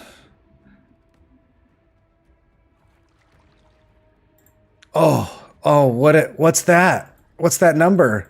Can you swipe for this number? I don't think you can. I think it's only from gaming.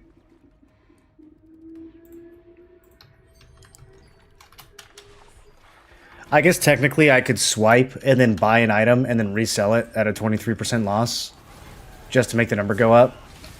That would be strats right there. Do you have alts? Do you make your Lucent on one account? No, only one character. I would like to have an alt, but I haven't found the time.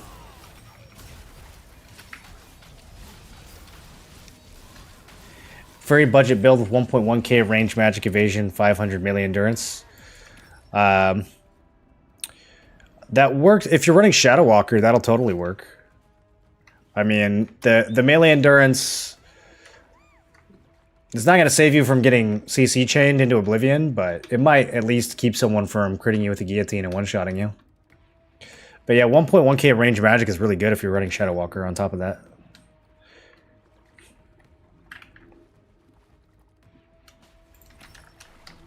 Did you mention drops in your title? That's true. It's true, I forgot about drops. Do you guys only click on streams that say drop in the title? Like, are people under the impression that some streams don't have it? Alright, I'll put it in there. People probably don't think about it that much.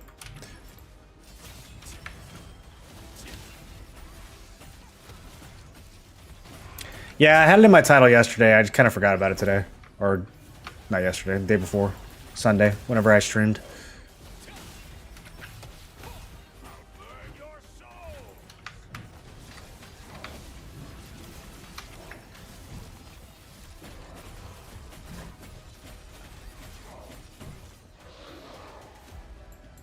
Clearly, you are willing to commit this farce. There are so many people who think that that's happening.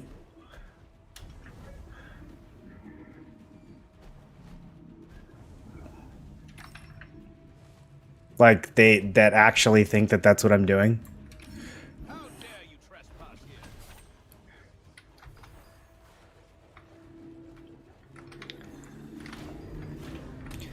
It's insane how swapping is pay to lose in this game. Wait, what do you mean? You can definitely pay to win. Like, especially when it comes to traits or arc boss weapons. But way less necessary now that the game's been out for a couple months. It's really month 1 where swiping has the biggest impact. Month 2, like, prices are low, a lot of items in the market, not that hard to catch up.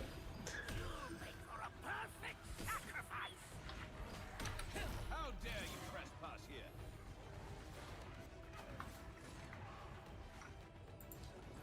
I'll make you retract something.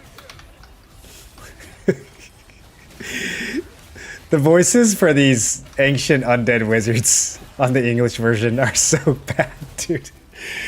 The Korean version sounds like an anime hero. The English guy's like, "You're gonna regret coming here, bozo."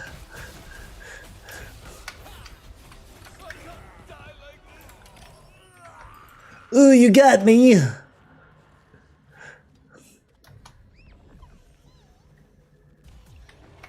I made an alt to try a new builds. My main has been making me tons of Lucent. Yeah, alts, if you really want to just be as rich as possible, alts are going to be part of that strategy, but it's just so time consuming.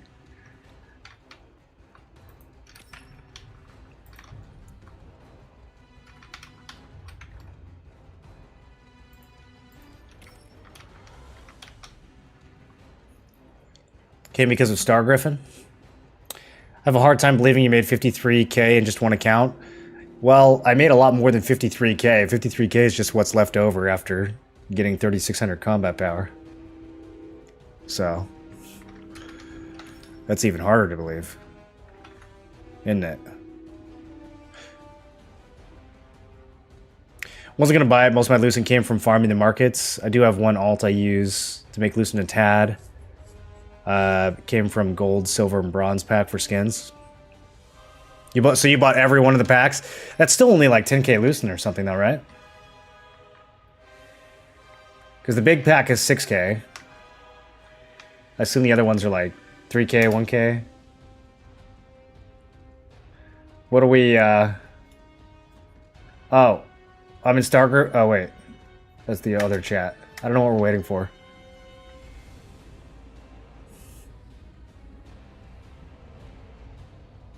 What time is it? How was dinner? Go.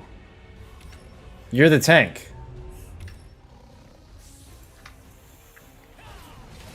Whoops, wrong build. Oh well.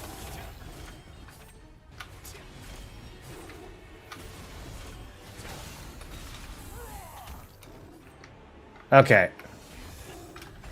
I'm gonna assume that none of these people can fly. Well, there's one guy doing it.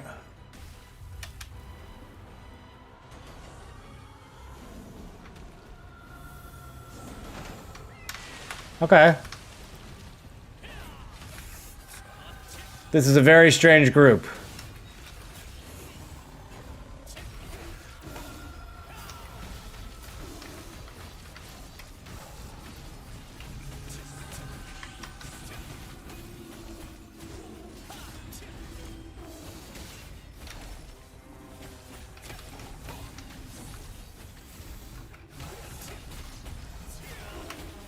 I mean, we're pumping, so it's fine.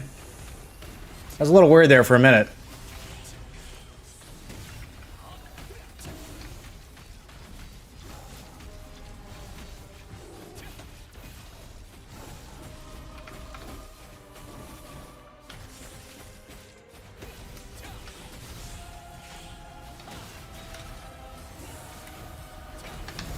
Ooh, 40k. They said they improved the visuals for heavy attacks, and I feel like they're still very lame. And they need to be way more improved. What was my biggest sale ever? I don't know. I don't know. I'm trying to think. Feel free to take a look at my accessories. 2k maybe?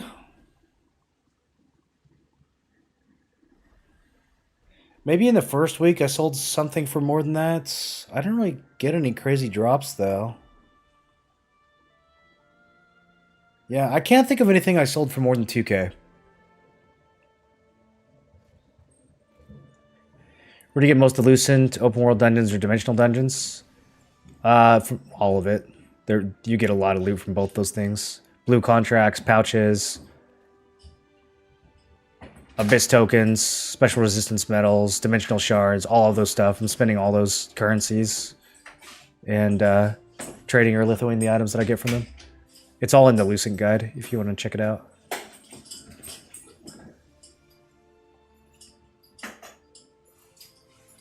My stuff is all worth 10% of what I pay. Yeah, that's the thing, right? Like, you get ahead for a month or so when you swipe, but second and third month, everybody just catches up. Even the free-to-players catch up.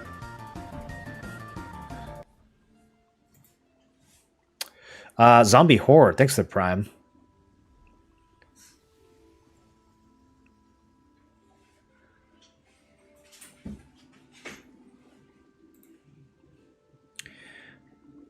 Do you only use Greatsword Dagger on this character? Yeah, so far. Sometimes I think about getting a third weapon, though. If I get a Karnix sword, I'll probably level it up. Probably level it up and use it for large scale.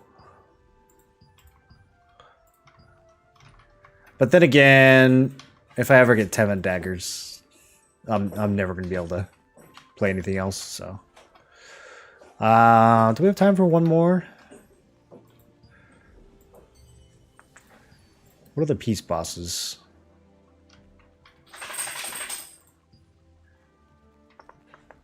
We might eclipse Eridus. So... I probably should get in there early. Let's just go run some contracts.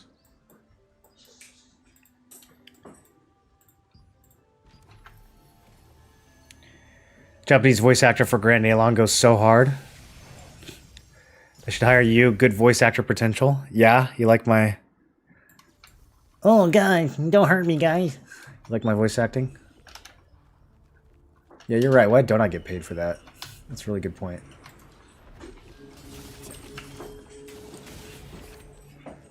What's your main method for farming Lucents? It's a bunch. It's everything. There's not one method. At the end of the video, I put up all the different revenue streams. It's like 8 or 9 different things.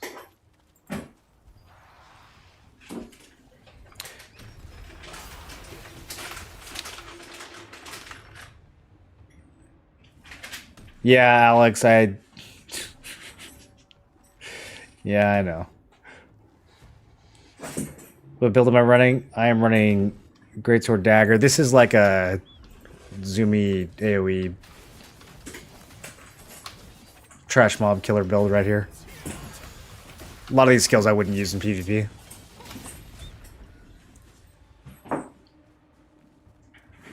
Well, any of these two. If attack should be big and red. Yeah, something. They should just copy the way Lost Ark does their damage numbers.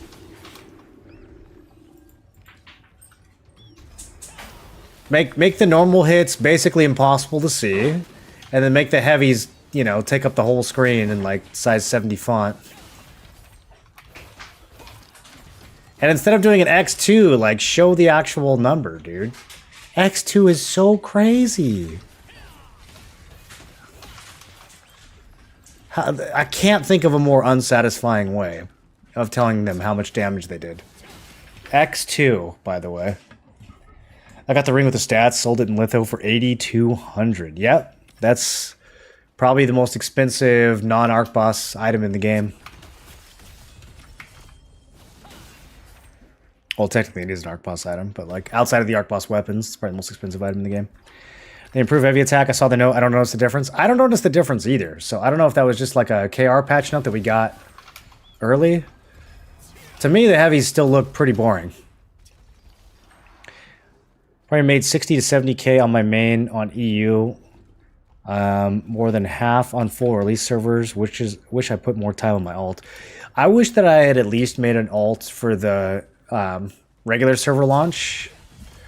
That would have been crazy money. You just selling like one shop commander plate in that first week, you know, extra 20k easy. That alone would have made it worth, but too busy making hella sick YouTube guides that I should have made before launch. That would have been the play. Make all the guides before launch and spend the time after launch actually making money. Then we'd really be rich. If you have 10 hours a day to put in the grind, you can make some pretty crazy Lucent. You only need 10 hours a day if you're playing multiple alts. I mean, realistically, you're getting 3 dungeon runs a day. You should be able to do those in like 40 minutes total, even with bad groups, right? Like, people are geared now. The dungeons aren't as hard as they used to be. And then you get 10 contracts. You should easily be able to knock that out in like 20 minutes. So that's your contracts plus your dimensionals is like an hour.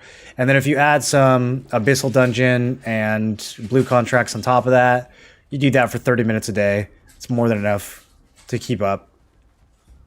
You're not getting that many you know, tokens every day.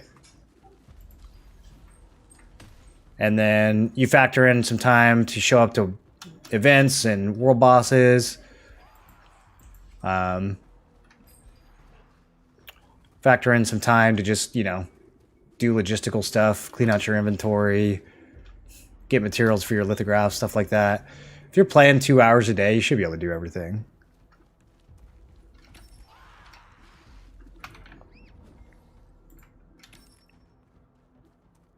How the hell you farm 5,000 Lucent per week? Oh, you got to check out the video. Got to check out the Lucent video. It's all in there. Let me teleport.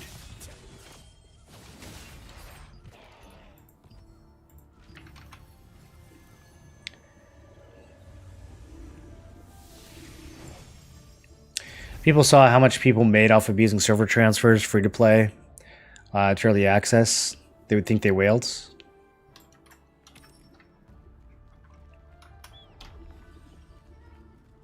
Could you make more on the free-to-play servers?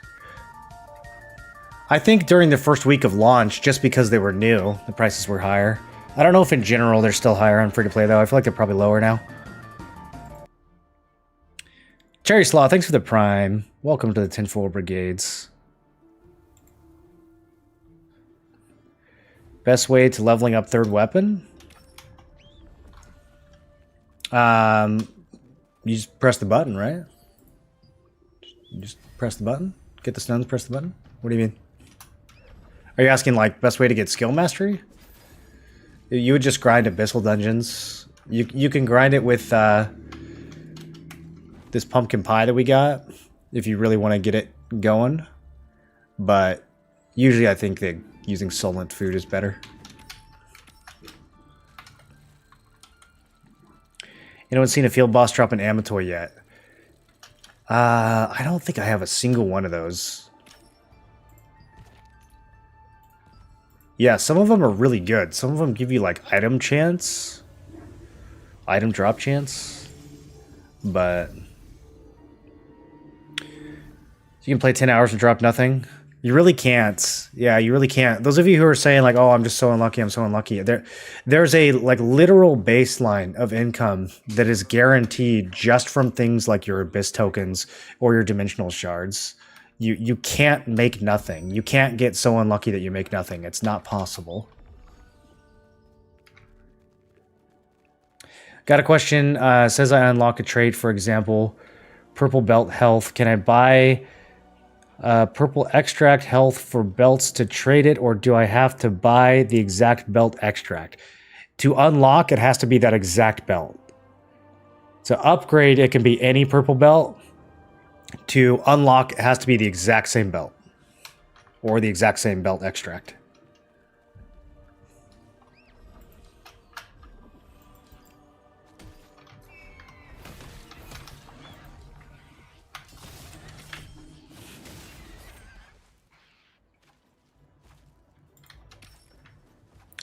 Finally, a realistic number, not 50k per week. I don't think I said 50k per week. Is someone saying they make 50k per week? If I get purple where it's extract only sells for 30 Lucent and the lithograph is like 100, it's not worth to do either. What do I do? Just dissolve? No, I would hold on to all your junk purples. If you can't extract or litho it, I would save it. Because eventually there will be a system called substance transformation. And even if we don't get it for like another month or two, you're going to be really happy that you've got some extra purples lying around once that gets released. And your only other option, really, I mean, you could always do the litho book. Litho book is good. Like, these trade unlock stones are really valuable. So you want to try to fill this out if you can. But if you've already done the litho book, your only other option is to dissolve that thing for powder. And there's plenty of other ways to get powder. So I think that by far the best option is to save it for substance transformation, even if that's in the distant future. Because you'll be, like, really happy having extra gear to gamble when substance transformation comes out. X2 is a heavy attack? Yeah. That's what the little X2 is. It means you did double damage because you got a heavy attack.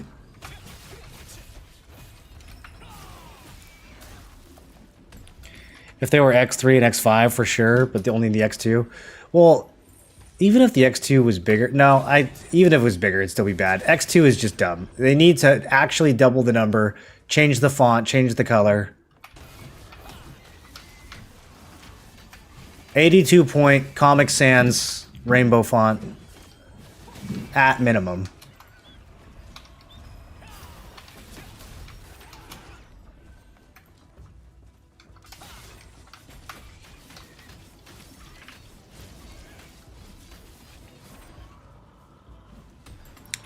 Why do you care about damage meter? Are you asking me? PvE difficulty is 1 out of 10. Well, on Thursday it's going to be like 4 out of 10. So buckle up. Damage meter is the best way to get your rotation better. Yeah, I think people want to improve in PvE and they want to feel their progression. And there's no way to do that without a damage meter. It doesn't need to be a live damage meter, though. I think it would be good enough if it just gave you a score at the end of the dungeon or at the end of the boss. We know they can do that, right? Like, they do it in arenas. So, it'd be nice if they could do it for dungeons, too. It gives people something to push. Like, oh, this time I did 60k damage to the boss, like, next run I'm going to try to get 65k. Like, it just gives you something to work on. Even if the content's easy, it gives you something to progress.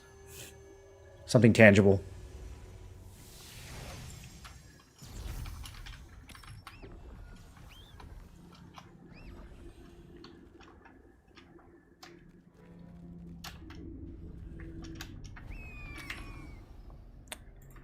You can't make easier boss content? Well, this man's never played Final Fantasy XIV. The bosses are easy now because everyone's geared, but I mean, if you pugged for the first couple weeks, then you know how important it was to do as much damage as possible. It doesn't matter how skilled you are. You got 5 new players that have no idea what's going on. You bet your damage matters. Of course it matters.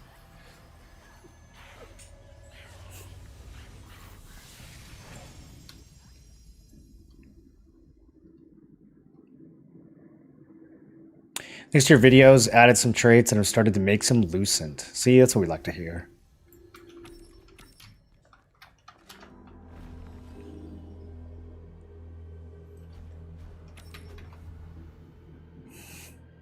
I realized doing the daily contracts for the collectibles instead of killing mobs is way quicker. Daily contracts for the collectibles instead of killing mobs. Oh, like the gathering ones?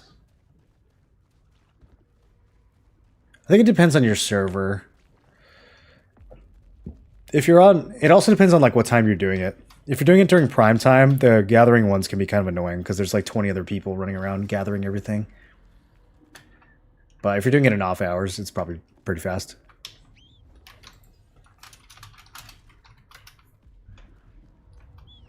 Sometimes the auto-translate changes Moro to Hill, and then other times it doesn't. I don't know why. Is it contextual? Is the auto-translate smart enough to be contextual? That's kind of crazy, dude. We live in the future.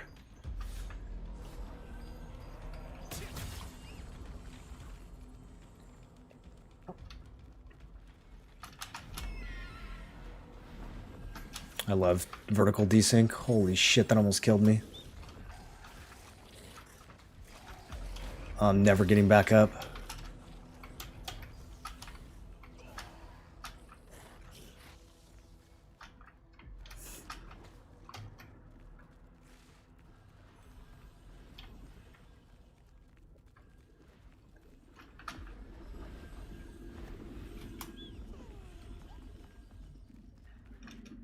You should do contract rewards based not on what is easier. Yeah, I always pick it based on the reward. Although sometimes, just to get all 5 contracts in one area, I'll take something that's worse. Like, if there's a material that I really want from Pure Light Hill, but I already have like 4 Shattered Temple contracts. Sometimes I'll just be like, let's just take another Shattered, knock out all 5 of them.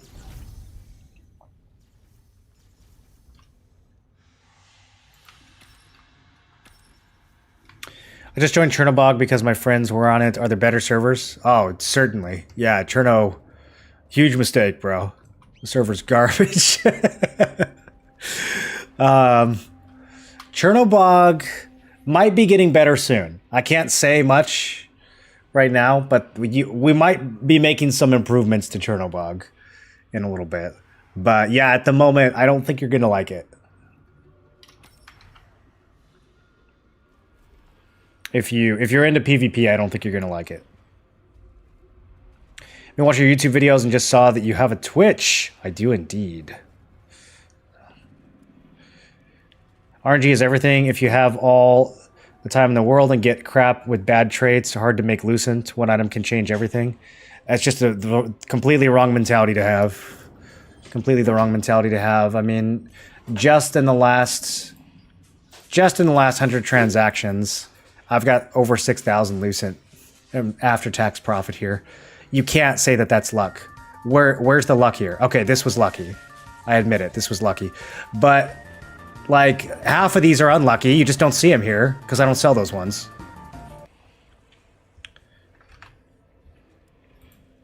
That necklace, my first necklace having buff duration was luck, though. But, I mean, it's a 50-50 luck. It's not like it's a 1 in a million, you know? It's not, like, half of these necklaces are going to be worth a ton of money. They just added them to the game, and half the time you're going to get a good trait. So...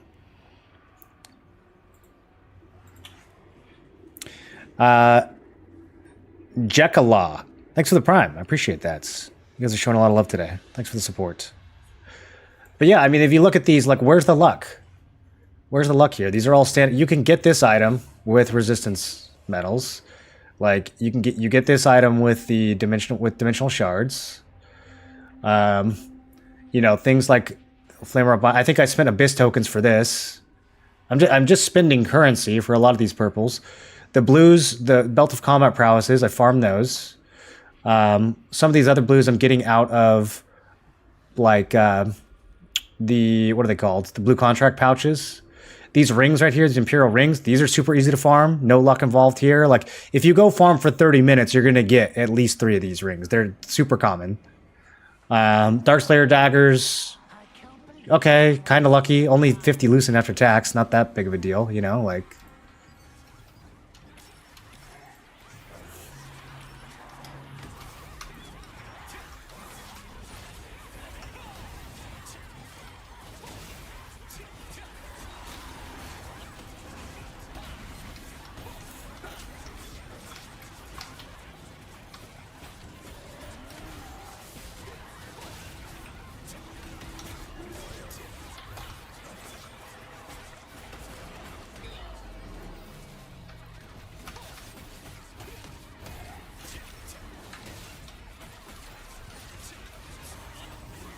They gotta make these bosses harder.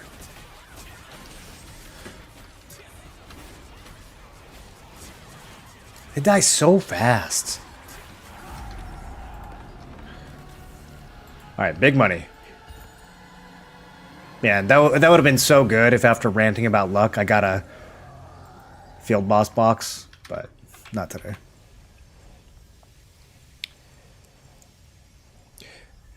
It's possible for 2 weeks after they reintroduced transfers, some prices were like 40% return. Yeah, I could see that happening in the early days of the launch servers. You get tired of answering the same questions? Some of them. It depends on how dumb the question is. I get tired of answering really dumb questions over and over again, but if they're like thoughtful questions, then no.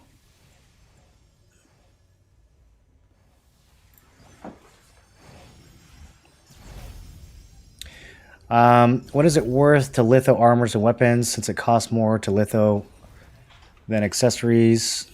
Should I only save enchanted ink to litho accessories? Well, it costs more to litho weapons.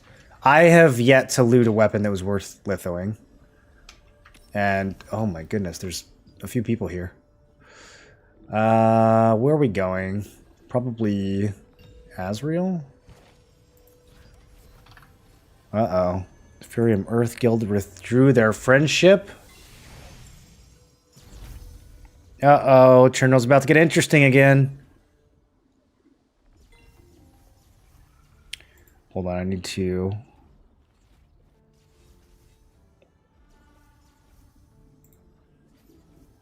hop in Discord. Silius. They're coming in from the entrance. The power of Hold on. darkness is getting stronger. Where's the hill? X2 needs a voice emoji? Yeah. Wow. Yeah, they actually dropped. Nice damage. We just can keep there. I don't have to log out. Alright, you are now friendly with Ethereum Earth. I did it. We're not actually dropping with the other Ethereum guild, we're just dropping with the non-Ethereum ally that we had. Stun him! So unresponsive. You put one on give me a second.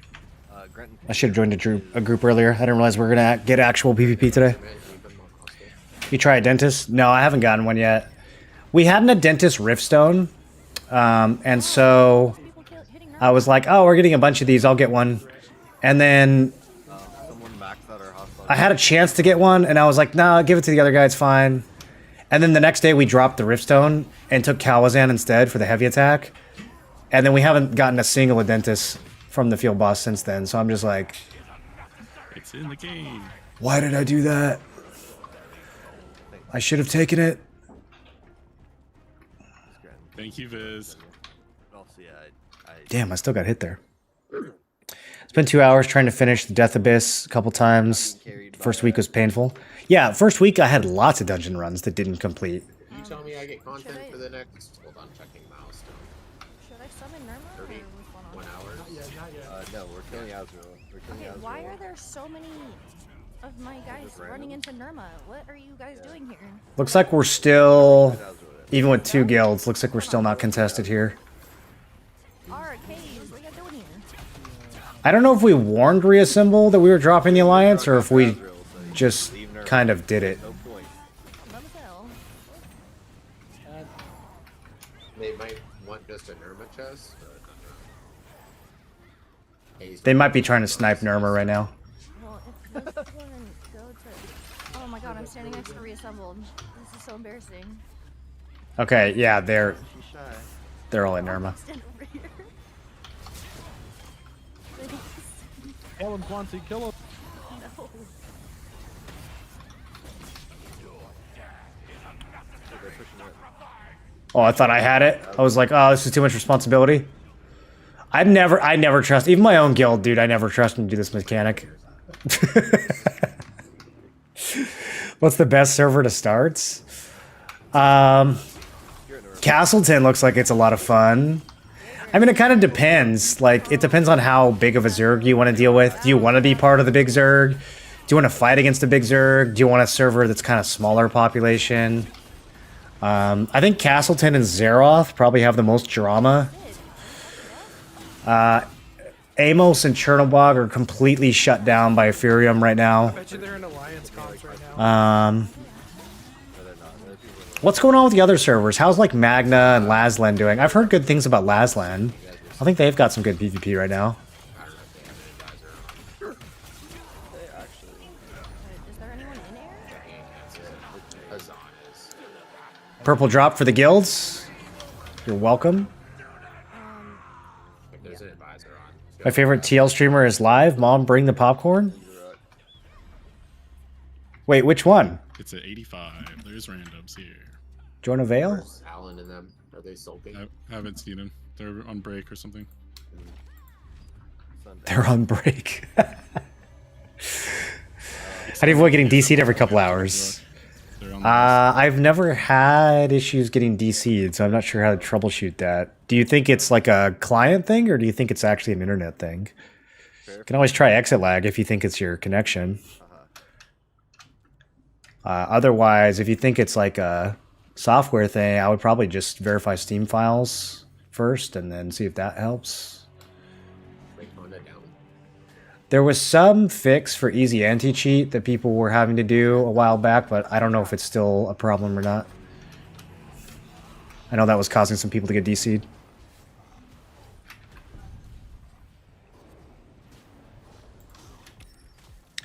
It's not my mentality, it's the truth. Some people do not get the drops. You said earlier you have not gotten Karnix SNS in so many runs. Yeah, but dude, when there's 100 different items that are valuable, you can't say, oh, I didn't get this one item, therefore I don't get any drops. Like, you're going to get drops. There's so many different sources of drops. You can't just call one sword from one boss unlucky. Like, do you see my money coming from one lucky drop? Where is the one lucky drop here? It doesn't exist. It doesn't exist. Everything that I'm selling is for like 10 to 300 Lucent. Like, it's a gazillion small transactions that get added together. You can't call that RNG. That doesn't make any sense. Alien. They're probably gonna come right now. I can have a lucky week and make like 20% more than the previous week, but the RNG isn't swingy enough for me to be like, oh, I made 1k this week and 50k the next week. Like, it's not that dramatic. Real. It's going to be marginal. It's like a 20% charge flash wave.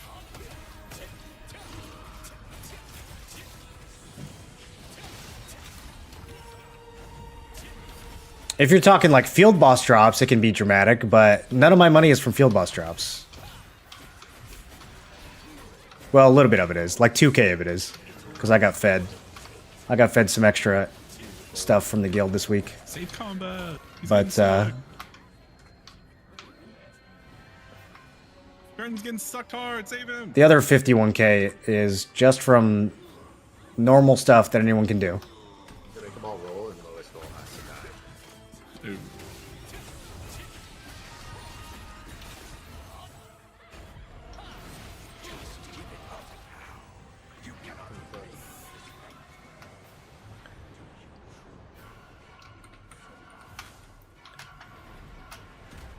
I pressed spacebar so many times. So many times I pressed it.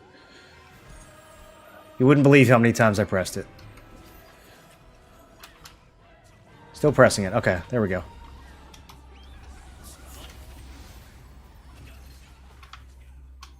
I didn't know this boss had such exciting music.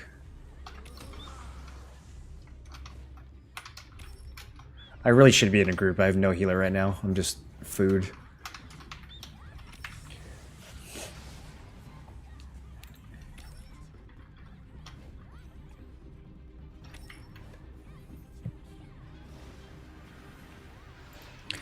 In no way you'd start the game now on an EA server.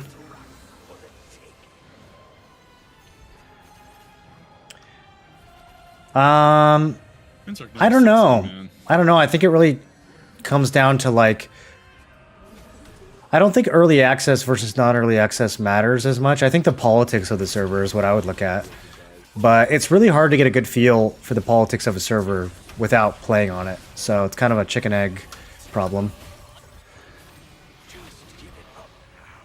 I only know about the other servers what I hear from Twitch chat. You know, I haven't experienced it, so. At least a minute and a half, and his HP isn't going down. He does have chase.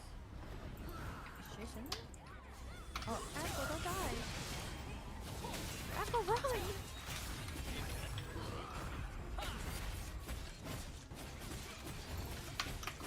Wait, why can't I hear you?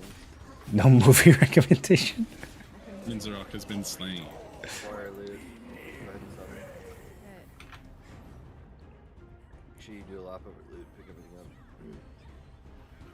Good job, smiley face, box 69. Way to play it, Keats Doug. is a rat. Everybody type Keats is a rat. Did he kill you? I've gotten decent things, but RNG is RNG. I get what you're saying 100%. When it comes to field boss drops, very, Said his cooldown was up at very much RNG. Tonight. Like, yeah, midnight. if you're not playing a guild, or if you're playing a guild that allows you to keep your own drops, Kill it, kill it, kill it. Right side. and you actually get a field boss drop that's worth a lot of money, yeah, that can be a game changer. It can be, okay, dude, brother, you see me trying to leave. Okay, I'm trinketing to kill this guy. They gated in zone. Why are you even here? Your guild needs you, Fierce Push. You're in the wrong dungeon.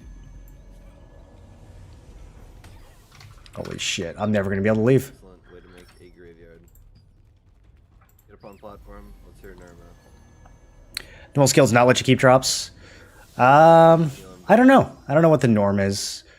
I think competitive guilds usually have some kind of, like, at least for conflict bosses, there's usually a loot distribution system. For peace bosses, they might let you keep it. Because for peace bosses, it's kind of, you kind of earn that. But conflict bosses, you earn as a guild. So they really shouldn't let you keep your drops at conflict bosses. I could see the argument for letting people keep their field boss drops, though. Or their peace boss drops.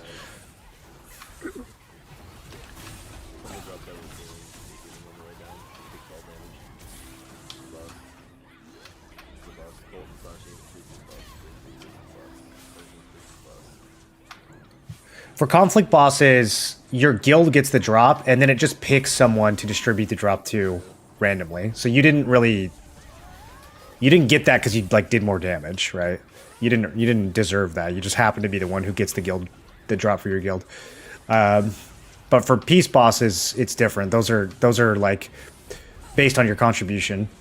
So your individual group contribution. Unless you're a tank, then it's basically just pointless. So okay, so I thought we were gonna get some action here, but I guess not. They summoned, but their guild members were too busy in Minzarok keeping me from teleporting, so they didn't actually put up much of a fight. I'll just finish this. Server looks boring. Where's the conflict to conflict? It is boring. I think it's the most boring server in all of NA. That's why I was saying to the guy who started on Chernobog that, yeah, probably not gonna like it. Probably not gonna like it. There's a few guilds here that have potential. They just need to ally up. Like, they need to start working together, and I think we could get some really good wars. But none of them want to work together. They're all, like, big ego, shit-talking idiots. So... But, I don't know, we're only down to 2 guilds in this alliance, so I mean... We'll see. We'll see if anyone starts fighting us. Last time we dropped down to 2 guilds, we got some pretty good fights. But then we went back up to 3 because we wanted to secure the conflict bell and the siege. So, I don't know. We're back down to 2 now. We'll see if we start getting more action. Guys have so many masks. Did you guys get a bunch of staffs at all, or just unlucky? We have a lot of masks.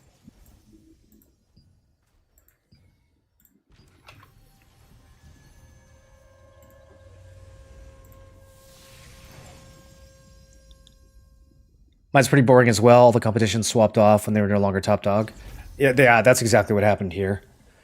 There were actually 2 like massive alliances that were really geared that both swapped off after we came here. You guys should join Immortality.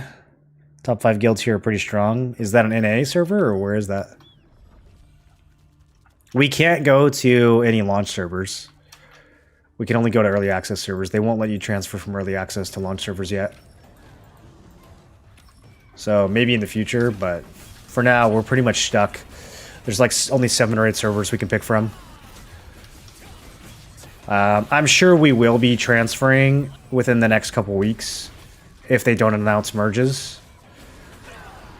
But I'm not sure where. And I don't want to say anything because people will start freaking out. Moreland said Ethereum's going to Castleton. I clipped it.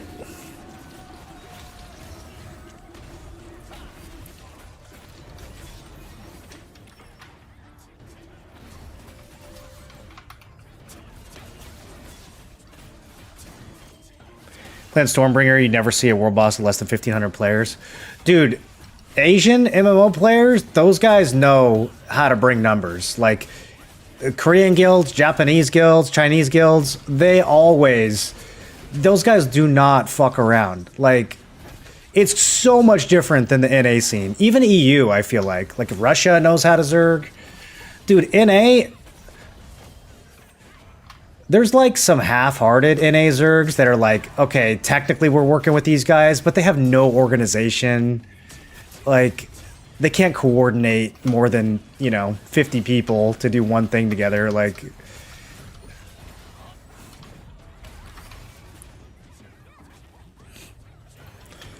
NA East. Yeah, I mean, eventually, like, it will be coming for you guys eventually, but we can't transfer to Immortality or to any of the regular NA East servers yet, only the early ones. Let's assume you had time to play an alt character to make Lucent. What weapons would you play? What server would you play? For profit, I don't think it gets better than NA East Early Access. I'm pretty sure we have the highest servers, or the highest prices in the game.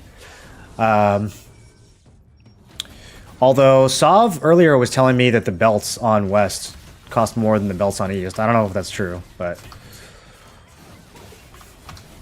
maybe there's some more money on West. I thought West was going to have higher prices because they have more. I thought that's where the Chinese whales were going to go, but maybe not.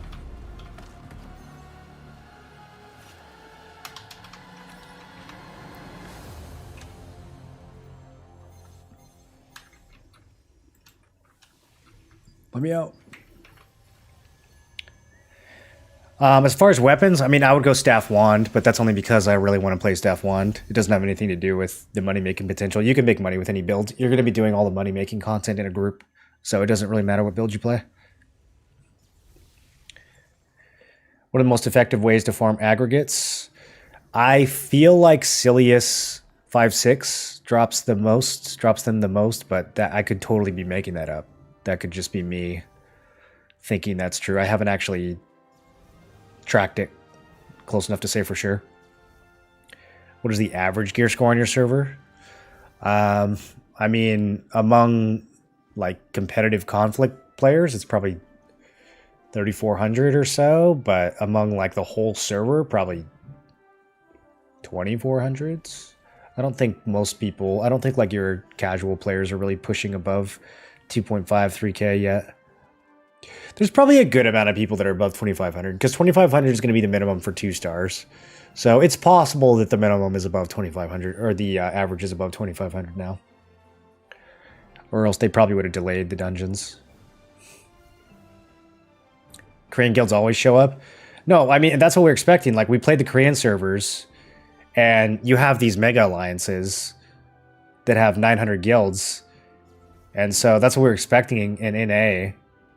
And we were, you know, we were like ready to go. We were like, oh, guys, we're only going to have 4 guilds. We're going to be so outnumbered. And then we show up and people are like, bro, you have 4 guilds? You guys are a Zerg. So then we had to split in half. But even after splitting in half, we're still the Zerg. Like, have you guys considered breaking your alliance to make the server more competitive? Well, yeah, 2 of our guilds are on Amos and 2 of them are on Cherno. But we do have a local guild on Cherno that we were allied with, reassembled. So we had 3 guilds for Siege, which was still just way too many. I think we should have done it with 2, but at the same time, 4K Lucent is, you know, I can understand why they wanted to secure the money. Everyone in the guild got 4K Lucent for winning the Siege, so that's pretty good. That's pretty significant. But now the Siege is over, we're back down to two guilds. And I mean, like, are we really supposed to split down to 1 guild? I think people should be able to handle a 2 guild alliance. Like, there's enough other guilds on the server. There's definitely enough other guilds on the server. If they could just work together a little bit, they would be able to crush us. Like, if the next top 4 guilds group together, even if just like Allen, Hyperextended, and Cure work together, we would have insanely good fights. Like Bloodwrath, Discord Kittens. I like a lot of these guilds. I don't really ever see Sinful or Loot Goblins showing up with numbers. I don't really know what they do, but like I know Allen has numbers. I know Hyperextended, Cure, Bloodwrath. I know all these guys can show up with numbers if they were to choose to.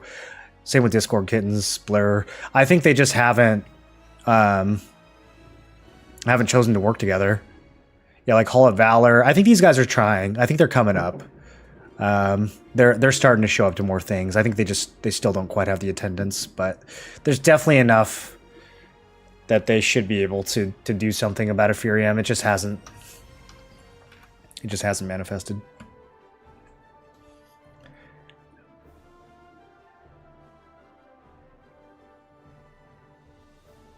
Got 36, 37 without alts. Yeah, we're playing on NA East early access. Been playing 1 month and just breached 3K. Yeah, I think it's pretty easy. Once, I mean, when you're new to the game, I feel like there's a solid like 2-week period where you're just kind of like confused.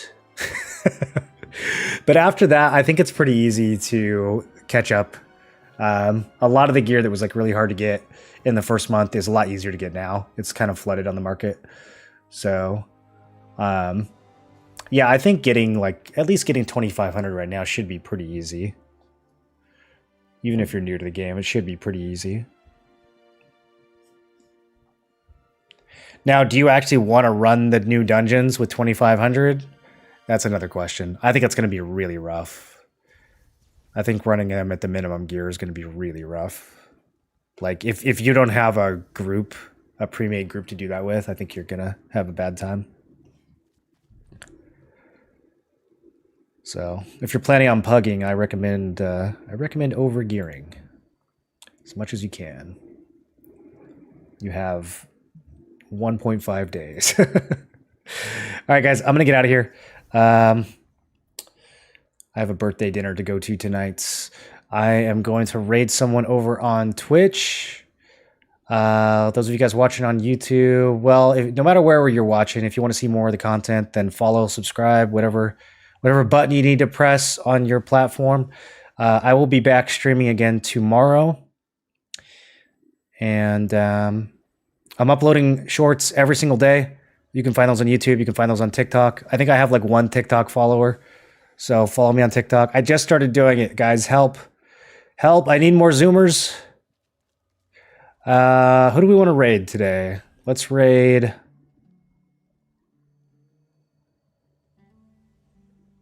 Let's raid Fake Uni. He's embroiled in some drama lately.